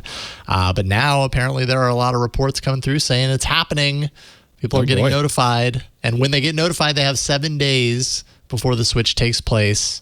If they haven't set up an authenticator link with an app on their phone by then, or set up SMS code authentication, it automatically activates via Google's own two-step verification, and that's the one where it gives you the prompt on the phone on another device or whatever to say, hey, are you logging in over here? So that would be the method that would be used. But it's beginning. Do we foresee any major I'm wondering. issues? I'm sitting here thinking about this news, and either everybody here in the Pruitt household is already on 2FA, or it hasn't rolled out to them yet. I'm leaning more towards B. Probably not. I mean, 150 million is not very many. I haven't heard someone say, hey, what is this on my phone? Wait a minute, I can't get into my account anymore. Okay. Yeah, I only know that my daughter's doing something on her computer when she comes down after. She's like, Mom, my computer won't turn on anymore. I just downloaded, this OS update. I'm like, Don't. Jeff, I want to go back, because this has not been really widely reported, but it's ties to your tech ethics, which is worth noting. And it's actually pretty cool. This week, I was slow to get it because I couldn't remember the acronym for the agency, but the U.S. Equal Employment Opportunity Commission, the EEOC, they're actually launching an initiative to ensure that AI used in hiring and employment decision complies with federal civil rights laws. Good. So this is kind of, I mean, you could argue that in the home world, I guess Fannie Mae or Freddie Mac could kind of look at Zillow, but this is actually a chance to actually regulate the hiring practices that may choose people named Keith over people named Dwayne or whatever. Right. And the thing you do in that case is you're not regulating the AI, you're regulating its output, which is a more sensible way to go. You're gonna audit what it does, which is perfectly sensible to do, and see what bias is built in. And it's also going to, but the interesting thing is, Stacey, I think it also, because of the data sets that are used in hiring, it also puts a spotlight on the actual hiring that feeds the AI, which is also necessary. So having the data set of hiring and knowing what those trends are, you go after hiring managers and you see what's going on out there. And then when you replicate that bias in your AI, yes, you want to go after that as well. You want to go after both real life and AI. Yes, and their efforts. So hopefully this is what other enforcement at this level will start to look like. But what they're doing, it's not quite as deep as you would like it to be. I'll just tell you that right now. They got to do their working group. They're going to listen to the whole public, and people are going to be like, "This is the issue." That's actually important in this, because as long as they listen to everybody, it's important to know what to look for. Like, how is bias, especially when you're blind to it because you're a bunch of white old men. And then they're going to figure out, then they're going to look at the impact. So that's a thing. And they're going to look also not just for bad ones, but good ones, so they can identify promising efforts there and promulgate those. And then try to issue technical guidance to any organization that asks for it based on what they've identified. So I think that's actually pretty good. I was really excited because this is the first effort of this kind to come from the federal government, even though we've been talking about needing stuff like this forever. So it's a small landmark that nobody noticed in tech and AI ethics. Good. Yeah, I didn't see that. I didn't see it either, and I was trying to search it, so that I could add it to the. I put it on 139 for you. No, it's okay. But speaking to your point, I tried to search it just through Google, and it took me. No one covered this. Deeper Google foo to actually locate it. Yeah. It's line 129 for you. I tried to help you out there. Got it. No, I appreciate that. Thank you. Thank you. But I think it proves. I was like, I know you're spinning your plates like that. I can picture you going, "Oh my God, where the hell?" I know. Half the time I'm like talking while I'm locating a cell to put the order of the story that came and what time and everything. We make it happen. What else? Email's 50 years old. Did you celebrate email's 50-year birthday? By throwing my deleting all my emails. Yes. How do you celebrate exactly? Do you delete all your emails or do you create more emails? I hate to get, because there's, I don't want to get into it because poor Masnick had to go through this. There's one guy, I don't want to say his name, who claims that he invented email and goes after anybody who says somebody else did. So I ain't going there. I don't want to get sued by him. Well, I found no need in my inbox. So I made my first email. Well, I had my first email account when I was at home, but my college email account was my first one for me, not part of my dad's CompuServe account, right? Yeah. Or Prodigy. We had both. And I went in and I found one of my college emails that I apparently had forwarded to my Gmail account when I transitioned from whatever to whatever. And oh my God, I used to write these soulful, like 19th century letter style emails. Remember when you would write to your friends via using email? Yeah. I can't think of it was a replacement for a letter. It literally was a replacement for a letter in the beginning. Yes. Yeah. And I'm like, when was the last time I sent a multi-paragraph email that wasn't like a formal memo? Never. We've come a long way. We've adapted. You say that, and I swear, I feel like I'm the only person on the planet that still uses email from a personal standpoint. People are accessible through social media, and that's great. But it can only go so far on social media, in my experience. There are some things that are personal I don't want to put out there, and I tend to tell people, hey, either call me, they know who they are, or shoot me an email and we can chit-chat and whatnot. And when I say email, it's almost like I could see the deer in headlights reaction from them, because they're like, email? What is email? Oh, that's where I send spam. Right, got it. Yeah, I mean, I sent people like the last heartfelt email I sent was to one of my friends about a year ago when their father passed, and it was just to sum up. It was basically in lieu of a card, because Lord only knows where her physical address, but just reminiscing about her dad, and but it felt personal, but like that's like the last, and that was a special occasion. So ugh. Yeah. Do you all know people beyond your PR list and work list that actually check their email regularly? Like if I send an email to this or that person, check it and do something about it are two very different questions. Yeah, good point. My daughter doesn't check her email, except she has a personal email and she has a school email. She checks her school email every day and they actually put a time frame, like no assignments after 8. So that's good, because she checks it at 8 o'clock. That's and then nice. Never again. In her personal email, she checks like maybe once a week. Wow. I'm in my inbox every day. And I finally got it down to the inbox 0 status that all of you are gone. No. I finally got it down, but I still check it every day for random messages from people that I haven't talked to in a while. And it's nice when I see those. But yeah, most of the time it's a bunch of spam and other gibberish in there that I don't care about. Yeah, I still check it every day.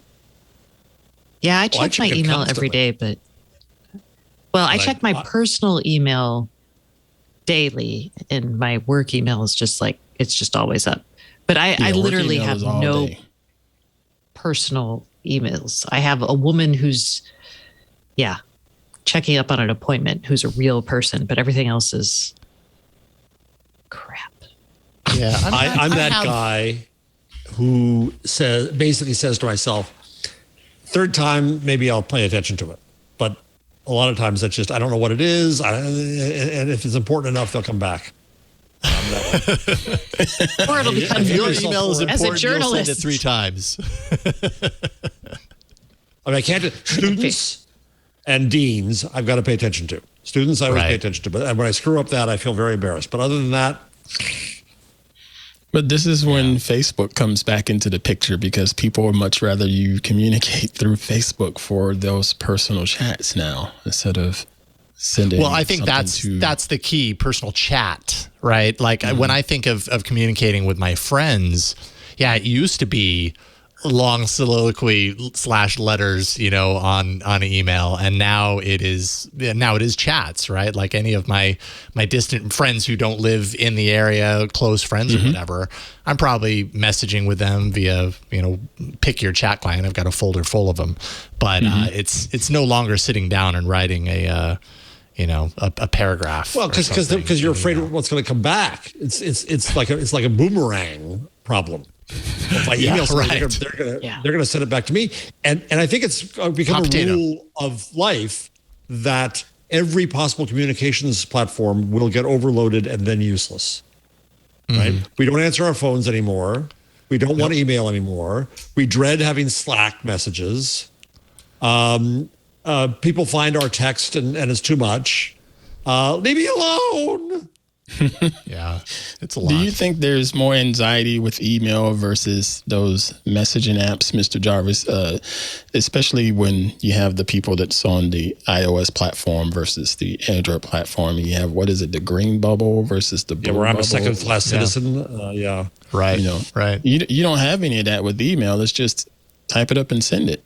And there's a brilliant guy named Bob Wyman who used to be at Google, who instructed me one day, and he said the problem with email, Jeff, is from I said I can point to an email broke. It's the very first day when they said to make it sender controlled. And we've talked about this in relation to Google Plus, because Google Plus put on extra layers of receiver control, which for a while made it much better and nice. But anything that's sender controlled is going to get spammed and it's going to become useless.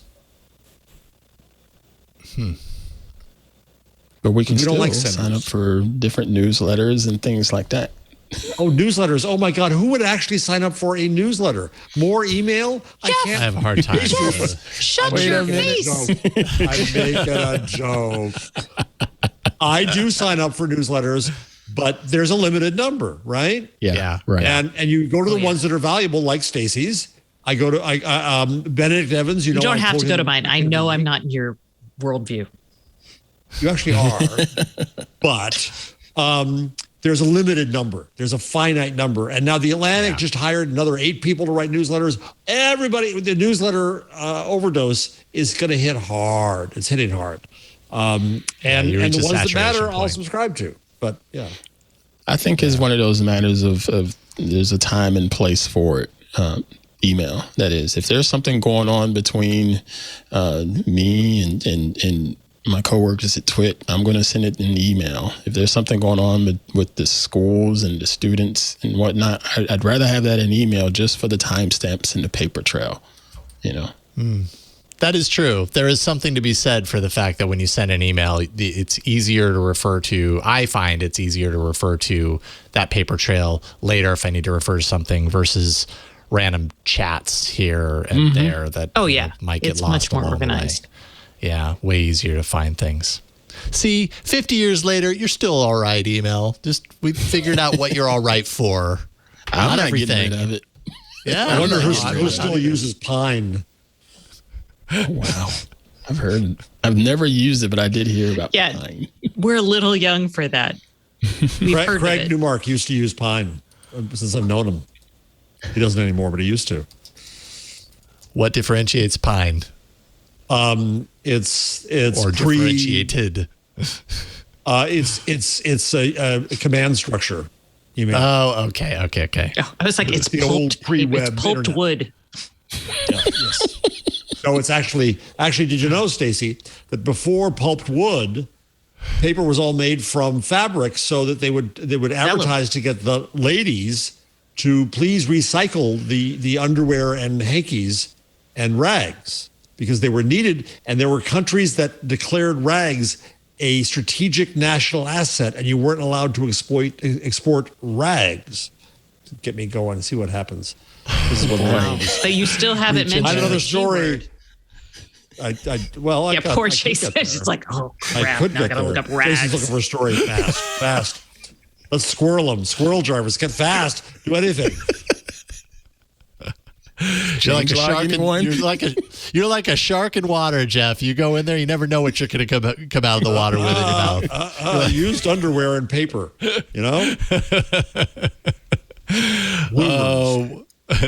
Oh, hey Jeff, I thought you might find this interesting. Waymo cars are coming to New York City. Are you excited? Yeah, actually, I am. It's another way to die. Another way to die. It's one way to look at it. Well, I never take cabs in New York City because it's way slower in the subway. Yeah. So I can't imagine that's going to be very useful. But tourists will like it. Sure. Those funny looking cars with the thing on top. Before we go into the change log, any of these other stories in here? I feel like we've done a whole show. We've talked about a very small handful of stories, which is not to say it's been bad at all. It's been a lot of fun. But I feel like there's some news in here that we haven't talked about. I wanted to get Mr. Jarvis's take on Google being back in Spain. Yeah, I'm curious about that too. So what the story here, folks, is that Spain. Germany had what all you longtime watchers of the show know was the Leistungsschutzrecht. Yes. And that was the ancillary copyright that was going to try to restrict Google from quoting from news without paying. Didn't quite work out that way. But because it allowed negotiation and Google said, we're not going to link to you. You want us to link to you? Give us permission and we'll link to you. And that's what happened. Spain replicated it, but said no negotiation. You gotta pay to link. And Google said, no, we don't. Goodbye, Spain. Arrivederci. Is that what you say in Spain? No. Au revoir. No, you don't say that. No. So you see, they said goodbye, Spain. And so adios. They said Auf Wiedersehen, Spain.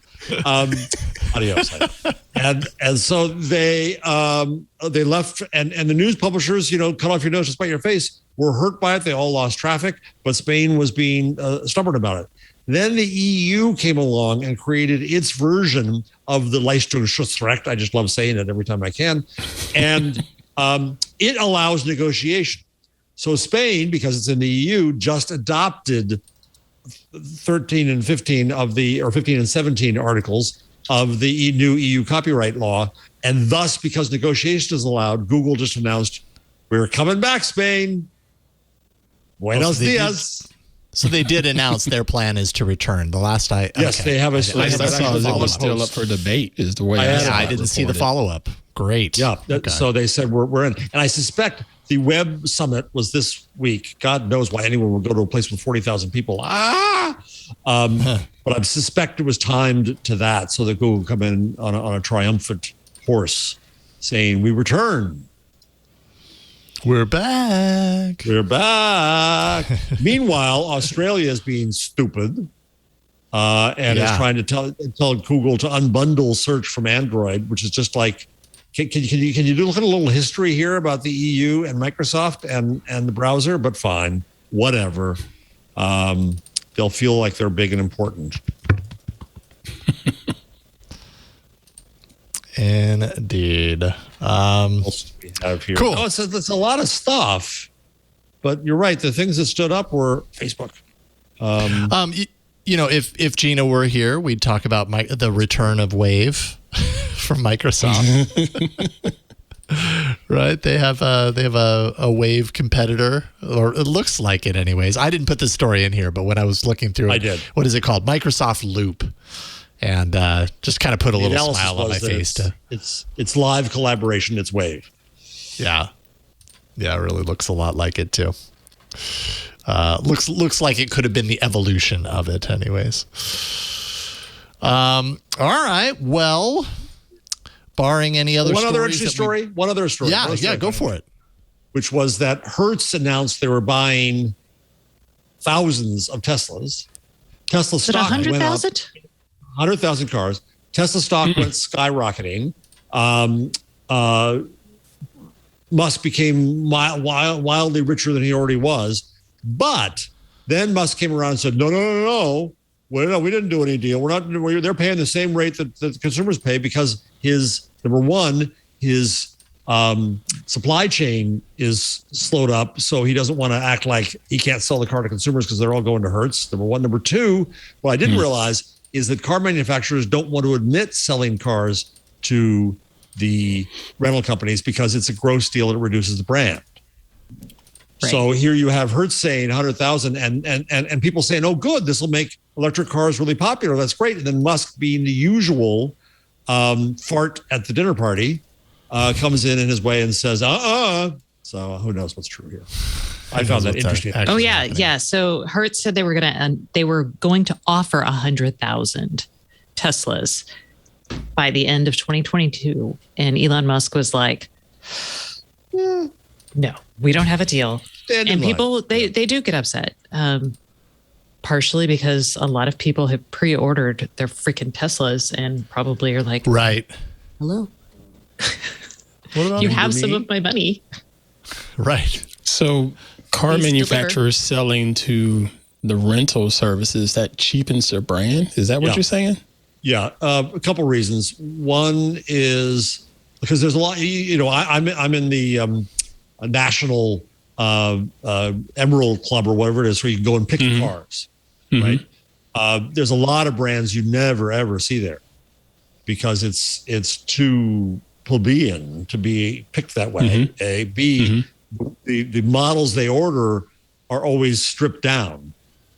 And the manufacturer of a higher end car would rather have you see the super duper car with all the stuff. And so they don't want to be exposed. Okay. Got it. I hadn't thought of that before. But Elon Musk didn't even put cup holders in the back seat of his first freaking Teslas. So let's talk about stripped down. Yeah. By the way, I mean to ask you, Stacey. Yes. What a lot of people do, more people do subscribe to your newsletter, just despite me, from what I joked before. And you're rich, I tell you, rich. Would you buy? Are you looking to you replace your phones? Are you looking to replace your Tesla? How long does that Tesla last for you? Well, let's see. We got it in 2015, September of 2015. Given what's going on in the world, I don't foresee me replacing it for another year or two, just because that doesn't make economic sense. And then my daughter is 15, so she'll start driving, but we're not going to get her a car until she leaves for college, if she even needs one for college, because we both work from home, so it doesn't make sense. Right. Would you get a Tesla, or would you say you'd be looking at other, because there's so many other electrical choices out there? I would 100% get an electric car. Teslas are super fun to drive still, but there are other fun cars to drive that are electric. So my options are much, when I bought my car, I wanted electric and I wanted it to be as fun as possible. And Tesla was just blew me away based on the 2 other cars that were available at the time. So I would definitely look at it. I've liked it. I probably wouldn't buy my car anymore, though. If I bought an electric car, I'd probably lease it. It doesn't make sense to buy based on the kind of technology that's in cars now. And the software, now that it's just a shell for, it really ages out so quickly. Yeah, we just got, I just replaced my 3G modem in my car with a 4G modem. But, I can't upgrade to all the cool software feature, like autopilot features and people assume that. That's the other thing. When you're driving, people I backed into someone accidentally at the grocery store. And the guy was like, your car is designed to not let you do that. And I was like, okay, actually my car is not. Assumptions. Yeah, right. That's a really interesting point that I had not considered, is that cars prior to electric cars now really are, more and more, they're computers, with wheels. And legacy vehicles that lasted decades, if you're nice to them. I just hadn't considered the fact that it may have made more sense to buy outright older kind of style vehicles, but these newer style vehicles with the need to upgrade and the way and the parts that get upgraded. I've never considered lease before. I've always thought a lease was kind of throwing money away. And I agree with you. We are definitely in the realm of considering, because we just got solar on the house. We got it with an electric vehicle in mind. So, we want to be able to charge it here. So, we're within, I'd say, a couple of years of getting an electric vehicle to replace one of ours. And I don't know that we had even considered leasing, but that's a really interesting. So, Jason, I screwed up to look into that. Leave it to me to do this. We had a Saab 9000 back when those were the days, which we loved. We adored that car. And so then decided to get another one and lease. And I negotiated like hell to make sure that I get a longer lease, because I loved this car. And GM had taken over Saab and it was crap, and I was stuck with it. I could not get rid of the car for 4 years. So you are, you do have at least, you give up a little control with the lease too. Right. Yeah. Right. Yeah, you do. There's pros and cons, but we always bought used cars. I even bought a used Tesla, right? Because the car depreciates so much coming off. So much. It still depreciates so much driving off the lot. And yet for resale, barring the pandemic, so this is a weird time because you can resell your car really well, actually. Yeah. The get a lot depreciation right now. value of a 5-year-old computer is tremendous compared to buying it new, or buying just a even 2-year-old computer, right? So that's one issue. There was something else about cars that I was trying to think of, but I can't. They go fast. I don't know what your other thing was, but they do go fast. $10 for my car. Insurance companies, they're so expensive to repair. So as we turn them into computers, they're becoming so much more expensive to repair. And insurance on them rises, but also the ability to total a perfectly fine working car is crazy now. You could have, with all the sensors and a mirror plus a bumper, that could total a new car. It's just, they're not an asset that retains its value like they used to. Oh, that's interesting. Wow. More and more each day, I sort of wish I had a motorcycle or a scooter. But yeah, right. It wouldn't be ideal for me to have a scooter to go back and forth from the here to the studio, but just putting around the neighborhood or whatever, scooter would totally work. Because sometimes I don't want to drive my car, especially when I look out and see that it's almost $5 a gallon for petrol. It's just it kills petrol. Me. Petrol? Where are you from? Petrol. Petrol? I was wondering if anyone would catch that. Because I'm not supposed to say gas, right? You're acting posh on us. And I just really found out recently what that meant. Posh. I think what you actually need to get instead of a motorcycle is what Matthew Ingram, last week's guest, had as the Jetson One. That's what you need to get, the ultralight flying car. It's a 4-engine personal helicopter. Oh, nice. You don't need a drone license car to fly it. A drone car.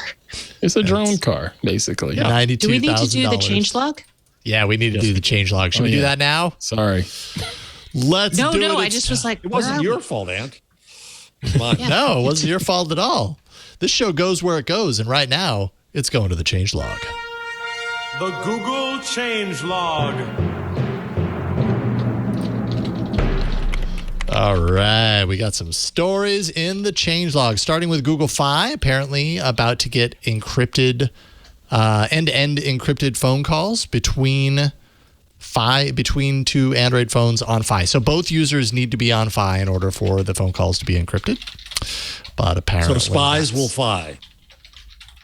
There you go. Yes. Yeah. Fi for spies. Kind of has a nice ring. That could be a promotion that they do at some point. There we go for that. Okay, Android 12 beta program. Oh, that's right. Sorry, I'm getting ahead of myself. November security update is rolling out to Pixel devices. That includes the Pixel 6 and the Pixel 6 Pro. Fixes some, and addresses some deals or some issues with the phone. So the thing to remember here is that if you are enrolled for the beta program for Android 12, you're not going to get the November update. So you need to unenroll yourself, and you'll get that November security update. The reason that you have to do it this time and you didn't before is because of the Android 12L update that we talked about last week. That's going to be, the beta for that is going to start next month. So the idea is if you stay signed up for the beta, next month you'll start to get the Android 12L beta releases until that's released. If you unenroll, then you'll be on the regular Android 12 track, and you'll get the security patches starting with the November one that just came out. And it should be noted that Pixel 3, I think, got its almost at the end of its life as far as updates are concerned. It was only supposed to get updates until October 2021, right? That 3 years of updates, but it's still got Android 12. So in some ways, you can consider yourself getting an extra update than it probably was supposed to. You're going to get one final update sometime in Q1. But keep that in mind if you have the Pixel 3. You're not going to get any more security updates after the last one in Q1. Let's see here. There is a Google Chrome update, I guess, that is coming out. I feel like there's Chrome updates every coming other out week, all the right? time to fix 0 days. Yeah, Steve Gibson was actually just talking about this yesterday. I was on Security Now with Steve, and he was talking all about just the insane amount of 0 days that Chrome has been seeing week after week. And every time there's one of these, GD Forbes says, this is why you must delete Chrome. And the clickbait of all these media places trying to tell you why you should delete something because something went wrong for a day. And ZDNet has fallen into this trap. Forbes is bad at this. I'm being driven nuts by the former press that's now become nothing but clickbait land. And it's awful. It's ridiculous. Indeed. So look for that update. Just always look for a Google Chrome update. It's probably fixing something. It's probably good idea to get it regardless. But apparently there's some 0 day tax that it's fixing there as well. This is interesting. Chromecast. So if you if you remember with Chromecast and you have something playing, maybe you're casting to a TV or whatever, when you use the volume buttons on your phone, it would change the volume that the Chromecast is playing back at. Well, apparently those volume controls have been disabled on Android 12, and more and more people were complaining about this, thinking that it's a bug. It turns out it's not a bug. Google has needed to disable this functionality because citing a legal issue. Essentially, they wouldn't really elaborate on exactly what it is. This article, 9 to 5 Google, kind of questions if maybe it has something to do with patents by Sonos. There's a lawsuit that's been underway since early last year. So maybe it has something to do with that. But Google has said they're working on a fix. They've got a solution for this, and it'll come back probably included in the next version of Android 12, which, is going to be 12L. So, but in the meantime, your volume buttons aren't going to work on your Chromecast. Actually, I think it might be the Spinal Tap has the patent there. You can't go to 11 unless you get their approval. Well, at least let us turn it up to 10 then. Why? Exactly. If it's 11, no one needs it's 11. No one needs 11. Let's see here. Assistant smart displays I don't have one of these, so I've never, run into this, but apparently you used to be able to make all sorts of calls on it, and now it's going to be limited to just your contacts. I don't know if this has to do with like dialing, wrong numbers or something. Is this something that you've used? You could actually call like restaurants and stuff to see if they were open or something. Oh, yeah, which would be useful. Super useful. I hope they're not getting rid of that. But if it's your contacts, that makes it seem like, you probably wouldn't be able to do that. Maybe. Who puts the restaurant in their contacts? Because you could always ask Google for the restaurant. You didn't need it to be in contacts. That new Indian place moved down the street. I should add that to my contacts so I can call it through my Nest Hub. Like, no one's going to do that. No, actually, I have done that. I have our local Mexican food place. Same here. I have two contacts for restaurants, and I don't use those smart devices. Yeah, that's different than what I'm saying, though. What I'm saying is if there's a new place that moved in downtown, I'm not going to add them to my contacts just to call them with my Nest Hub. Okay. But if it's a place you love, absolutely. I've done that too, yes. Gotcha. But I hope they keep that in line. Yeah, right. I got this offer in the mail. Google One users in 4 countries now have the offer to get a free second-gen Nest Hub if you upgrade to their 2 terabyte annual plan. So that's it's $100 a year for that plan. So you would save 17% compared to paying $10 every month, and that would ultimately make the Nest Hub free if you did that. So and this is part of Google's let us give you stuff to sign up for our recurring revenue services. Totally. Let us have the stuff that we give you be conduits in your home to more of our stuff, right? Like here's the Nest Hub, and now suddenly here's that lock-in. Yeah, and eventually they're going to launch a subscription for sleep and wellness from that thing, because that's the Nest Hub that does the Soli sensory. Oh, that's right. Oh, that's right.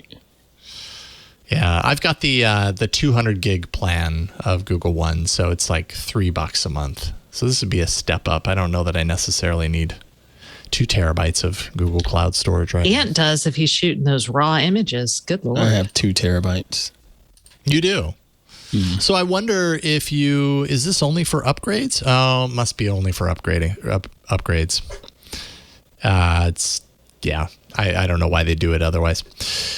And then finally, Jacquard. If you remember Jacquard from years ago, Google I/O, it was the technology that was embedded into the fabric, showed off in Levi's jackets and stuff. And apparently the Jacquard SDK is going to be released by Google so that devs can make their own smart fabric apps. You can buy the Levi's Jacquard jacket. You can also buy a backpack from, is it Marc Jacobs? Samsonite. Samsonite. St. Laurent and Samsonite both have backpacks. Okay. I was like, someone fancy, Saint Laurent and Samsonite. Yeah. So those are, trucker jacket. They're real. Oh, yeah. Yeah, you too could create apps for 3 things that exist in this world. I think IKEA should make a couch with jacquard fabric on the armrests, so you can. Yeah. Well, as long as you can turn up the volume, I guess. No, it's been disabled.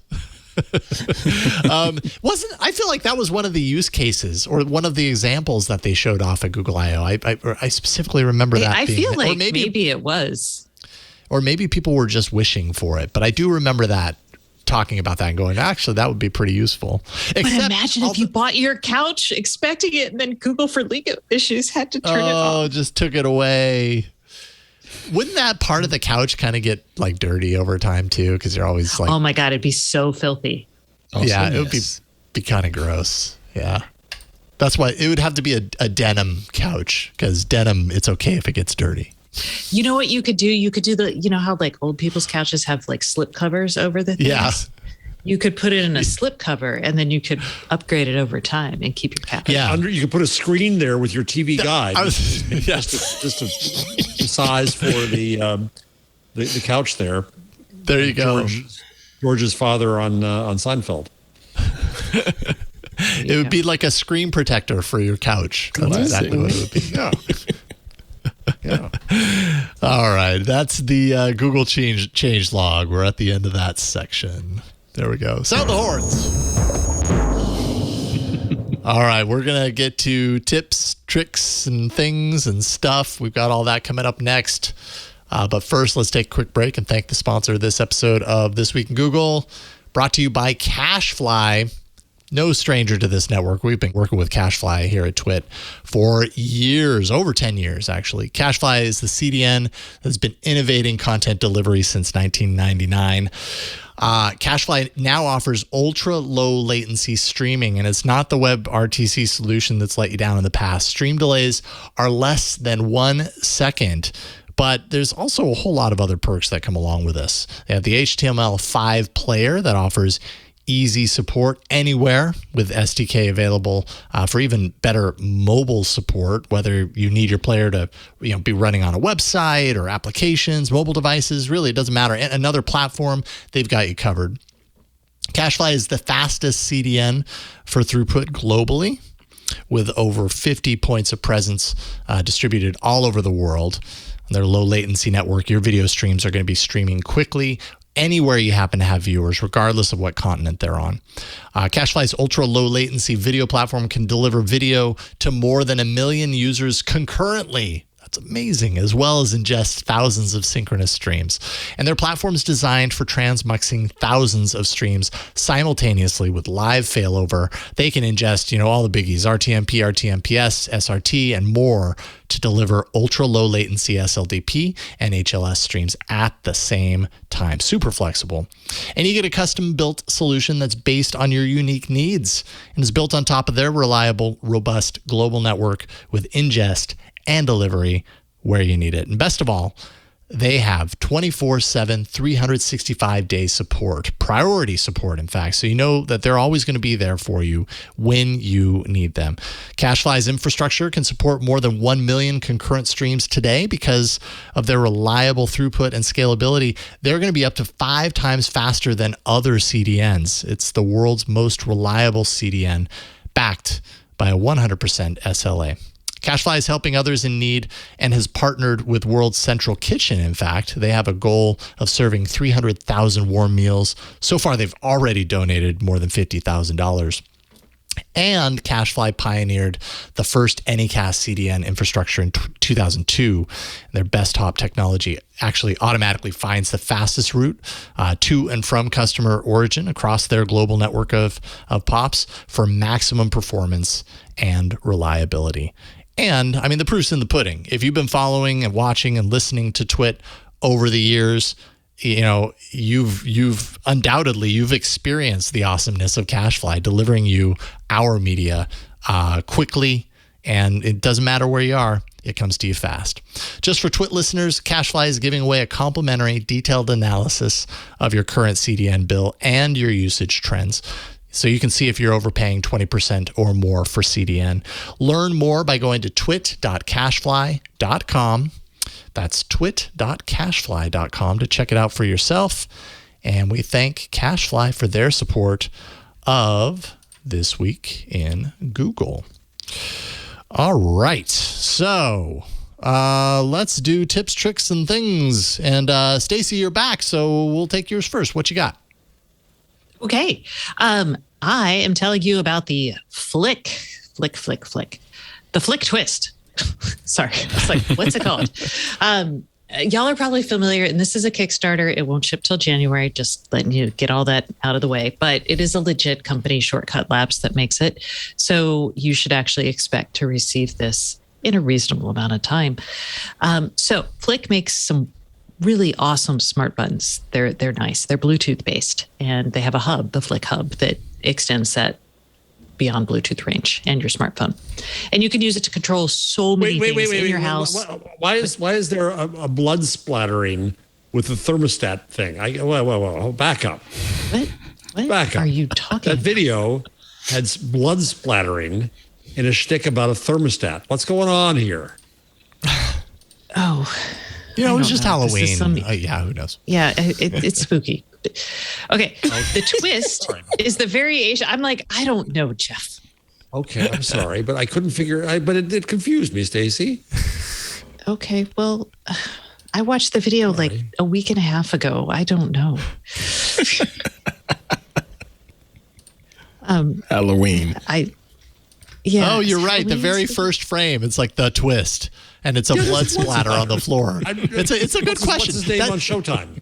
I'll go ahead and back you up, Jeff. That's a questionable first frame for your product. It is. Yeah. What is this possibly going to have to do? They're killing something to sell. That's a strange thing to start things off with. Yeah, it is. I just want to. I'm not nuts here. What's the Dexter? So it's somehow doing the IoT of Dexter on IoT. It's not making any sense. So I just didn't get it. And thank you very much, Jason, for showing I'm not insane. Stacey's still irritated with me because she's getting hungrier and she wants to go. I am hungry. The blood splatter. Jason mentioned lost pudding. my appetite. So here we go. All right. Jason mentioned pudding, so I'm ready. As in, the proof is in. Okay. The Flick Twist is a variation on the button. You've got 14 options of things to do because you've added, instead of just a short press and a long press, now you have twists. You have 12 twists. I think the big challenge that we're going to see with this device, which does look admittedly pretty cool, is the fact that there are 14 things you can do, and I can't imagine remembering all 14 of them. No. But they're working on that. Anyway, I do think it's kind of neat. It's 79 euros for early birds. That's about $92 for this one thing. I would imagine putting two in your home if you were in love with this concept for like a master switch upstairs and downstairs. But like I could also see it on you can use it to control apps too. So I could use it on my desk to control like all my lights for my video setup or, other things. I don't know if I'd have full 14, but I'd have a lot. I could turn the thermostat down from my desk. Oh, now I want one for my desk. But if you get this, it is still Bluetooth. So be aware that you'll need the hub if you want it to work outside of the range of your smartphone or the device that it's supposed to be working with. And that's neat. The information about that. It's a neat, I love buttons and I love the Flick buttons. So I am like right up here in the target market for that. And how do you feel about Twisty Buttons? I love Twisty Buttons. Well, it depends. Do they click? Like the saddest thing about the Nest and their like cheaper redesigns is they did away with the physical click. And I was like, oh, yeah, I know it's cheaper, but yeah, there's something satisfying. Yeah. Yeah, indeed. The Flick Twist. The clicky twist. So I don't know if this is clickies or not. Yeah. Hard to know. Kind of, yeah. You mentioned the Nest. It kind of has a Nest thermostat quality to it, kind of look to it. But. Yeah, it's bigger than the button. The buttons are small. They're like this big. But I wish I had a button running around to show you, but I think Anna has it. So 41 days to go. If you want to back this and get it, who knows when, you can. There you go. It's on Kickstarter. Cool. Jeff, what's your stuff or your number? I'm going to do just things, disgusting food things that'll bother you with food.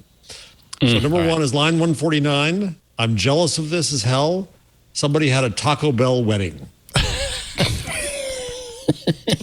And they could have had beef Wellington and they chose Taco Bell. A Taco Bell. And the best thing is they made a bouquet for them out of sauce packs. I hope they got paid. I hope they got paid so much. Well, so then I went looking into this because, of course, this would fascinate me. I'm already married, so I can't do it again. But nor do I want to. You can get remarried. I mean, you could never. You could do renew your vows. Renew your vows at Taco Bell. We'll certainly not do this. So if you go to the pictures there on that story, you can see them. They're instead of eating a cake together, they're eating a taco together over the sauce packet centerpiece. You didn't even do the churros or the Cinetwists. What the hell do they call their churros? They did the taco because it's a taco place. It's Taco Bell. You want to? I know, but Taco Bell has the Cinetwist things. What? Someone in the chat, please help me. What are those called? Churros. Yes, Cinetwist. They are the churros? That's what they were called. Well, anyway, so there's these beautiful sauce packet things. I'm hassling you, Jeff. You'll believe me now, I guess. If we go to the next line down, it turns out it's the thing, and there's a company that offers Taco Bell weddings, and they have their own kind of little chapel there. And if you scroll down there as well, now that we're there, you're going to see that they offer you Taco Bell wedding swag, and the sauce packet bouquet, and a sauce packet bow tie, and Taco Bell. A Taco 12 pack on your way out of the chapel. Yeah, this is unbelievable. And then there's three weddings below that. There's Nicole 3 testimonials. So there are more. There are 6 whole weddings here. Is that what you're telling us, Jeff? I was going to say there's three testimonials from the 3 couples who have ever done this. Hey, this is nuts. What? Hey, you know what? With this sauce pack IV win. All right, so that's one. But before you move on, though, with the bouquet toss, just be really careful. That bouquet is made out of Taco Bell sauce packets. Gets too rough. That Taco Bell sauce is going everywhere. And I don't know if that's a good or a bad thing. I guess it depends on how much you love Taco Bell. But anyways, just a warning. Yeah, they have a Taco Bell sauce pack garter. You can throw that too. Good. All right. Oh, now we have on line 152. Are we going to play this video or not? Because it's going to ruin if we can't. Can we play 152? It's a TikTok. Is that possible? I think so. I don't know whether we get atrocity to food. It's mac and cheese. Okay, well that's the line above. The line below has the actual video. 152 has the actual video. What's having so look at this. They put in a slab of cheese, macaroni, cream, pepper, cheese, and then they bake it. But it gets worse. They get it out, and then you smush up a slab of cheese with all the macaroni. Okay, that's kind of disgusting enough. And then they put raisins on there. What? No. Raisins? What? That's the atrocity. Who would do that? I mean, everybody in TikTok's baking cheese. The baked croissant, baked feta, baked this. Yeah, they're all doing that part. The audio's sounding a little weird. It almost sounds like Leo's running Linux on his machine. I mean, it actually does sound like exactly that. I was just working on the best of, and that's in the best of, so I got reacquainted with that clip. Let's go to terminal. Yeah, switch terminal. That was disgusting. Putting raisins in your mac and cheese, I've never heard of that before, and I can't imagine that tastes good. Bad. I do not believe anyone. My wife thinks that raisins are a conspiracy on their own, that they're only meant to hide in foods and surprise you in unpleasant ways. I, on the other hand, like raisins, and I get scones with raisins and things, and she thinks I'm insane. She thinks raisins are okay. Yeah, raisins are good. They're okay. Well, raisins are fine on their own, but when they're like, they just spoil baked goods, like little pellets. Exactly like my wife. Ew. Yep. I mean, I can understand that. Although raisins that could be found inside of like a trail mix, like with nuts and M&Ms, and if there's also raisins in there, totally game. I'm totally game. But Stacey, a raisin scone? That look on her face. You know what I have for breakfast every day since the pandemic started? I have dry raisin scone. bread. Dry raisin bread? I don't like raisin bread. Who would put milk in cereal and make it all soggy? That never made any sense to me. Raisin never bran. Okay, I thought you were saying bran. raisin bread. Dry raisin bran. Dry raisin bran. I eat bran flakes. Good. Every You know now what? and then. Have your It's cacio e torture. pepe. That sounds like punishment, Jeff. Good Lord. It's torture. Yeah, that doesn't sound delicious. Although I do remember, it's been a long time since I've had Raisin Bran. I do remember Raisin Bran was very susceptible to getting really mushy with milk. So Yep. Yeah, it makes no sense. Why would you? I don't get putting it in milk and making it mushy. Why would you eat Raisin Bran? Mix it palatable. yeah, I think that's where I ended up. It's not how can I continue to eat Raisin Bran? It's like I don't like it with milk. And there's nothing now. It's okay. There's so many delicious breakfast foods out He there. says, I'm out. I'm out. I don't need any more. I don't need you, Raisin Bran. Ant, what you got? Well, my pick, Floss Weekly. That's my first one. Floss Weekly. These last couple of weeks, these episodes have been just tremendous with Doc Searles and the rest of the Floss Weekly hosts. Greatest.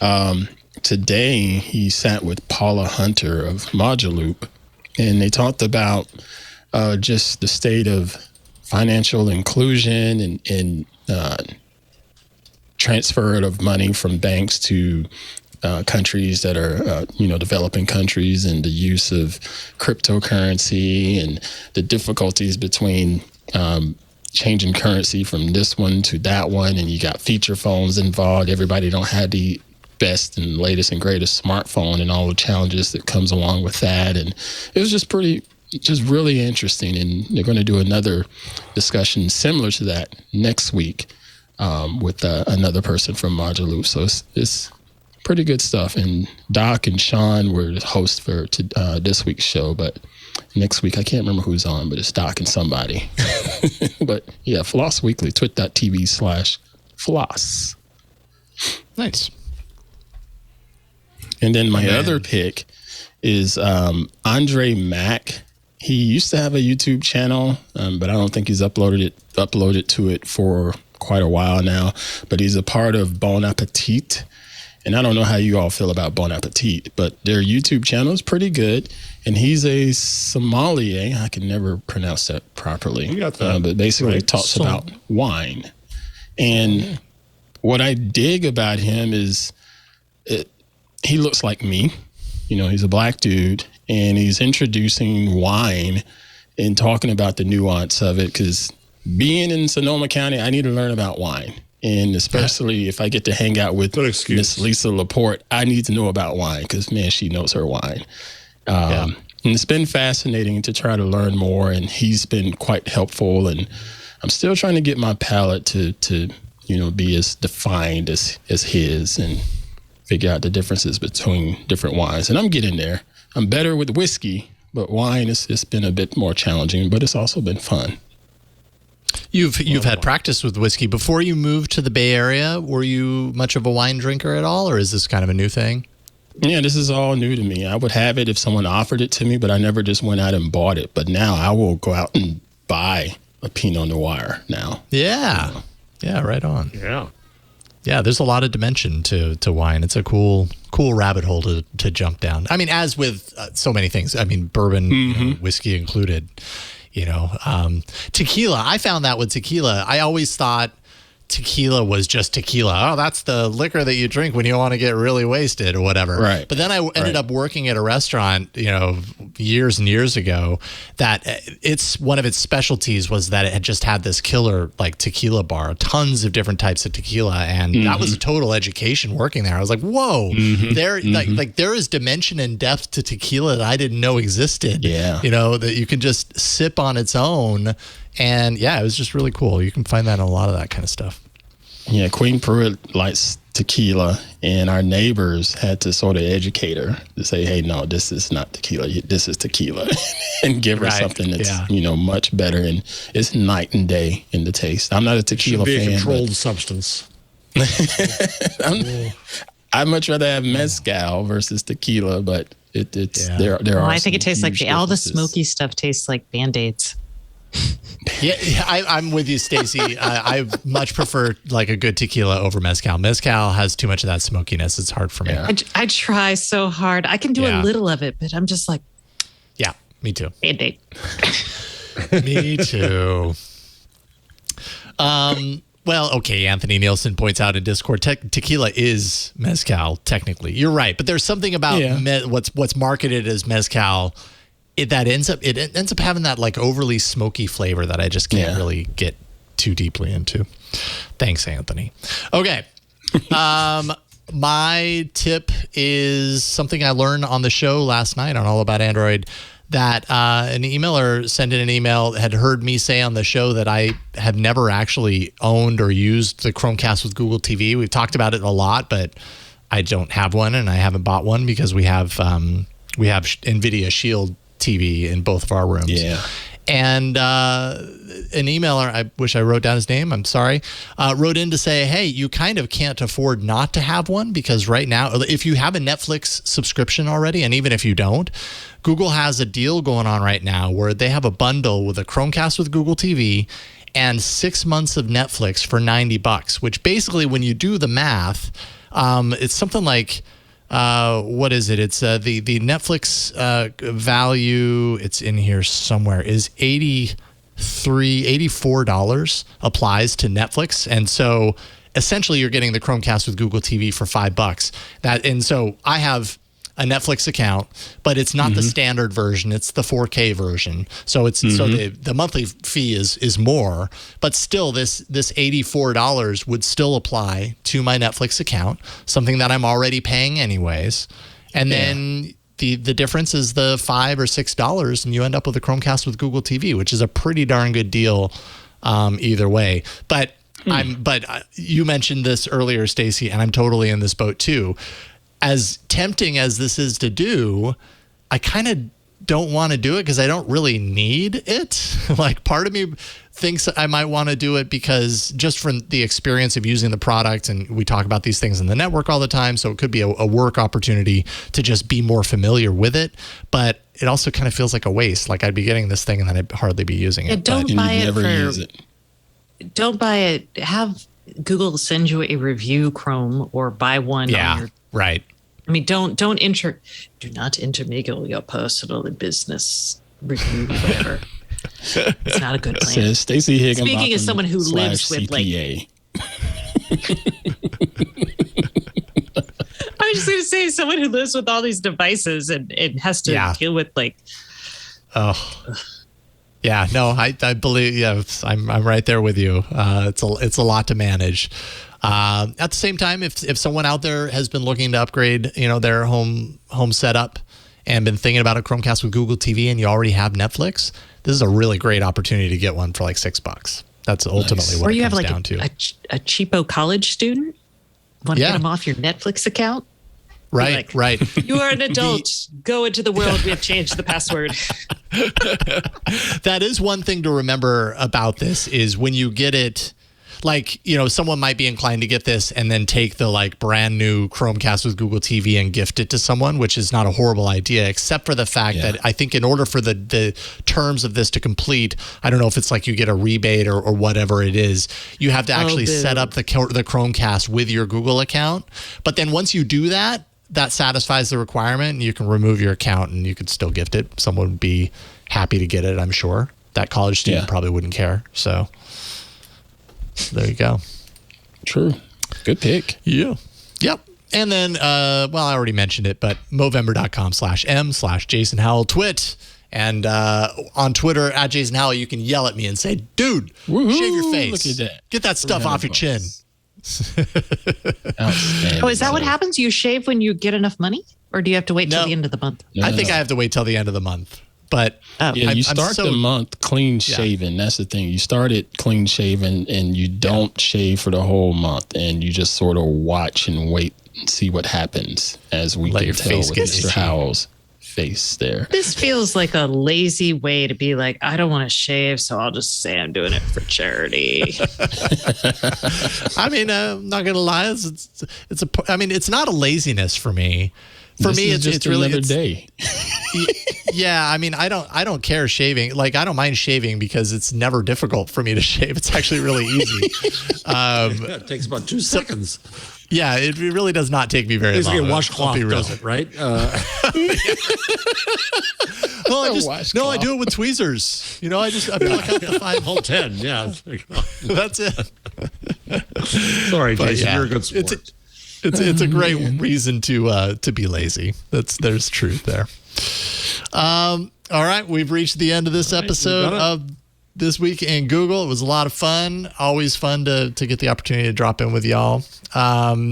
Let's see here. Anything you got in the works right now, Stacey? I know that we actually had one of your articles in here from Stacey on IoT, and we did not get to it. But we didn't talk. The biggest news in IoT was Ecobee Generac buying Ecobee. But you know what?